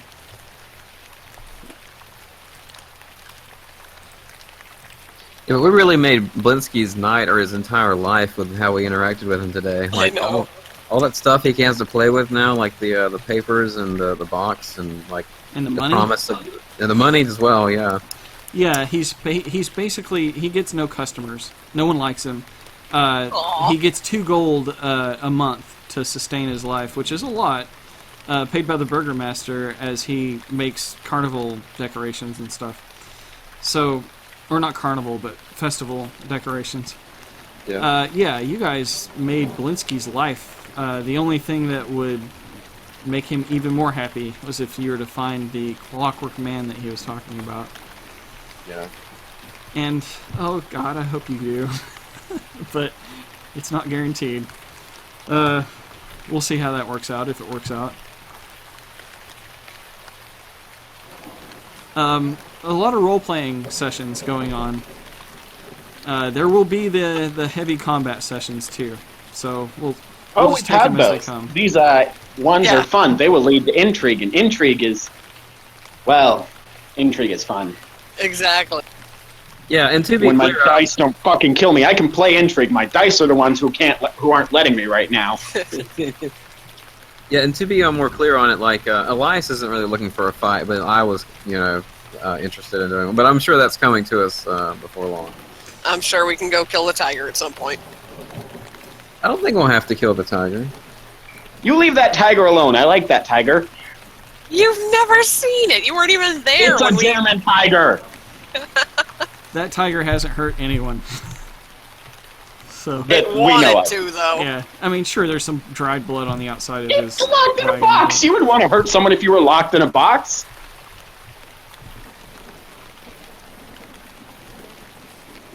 All right. I'm not kinda going to say late. anything to that one. Well, thanks for making my week, y'all. You're always the highlight of my week. So Same here. until next time, I'm gonna stop the recording now.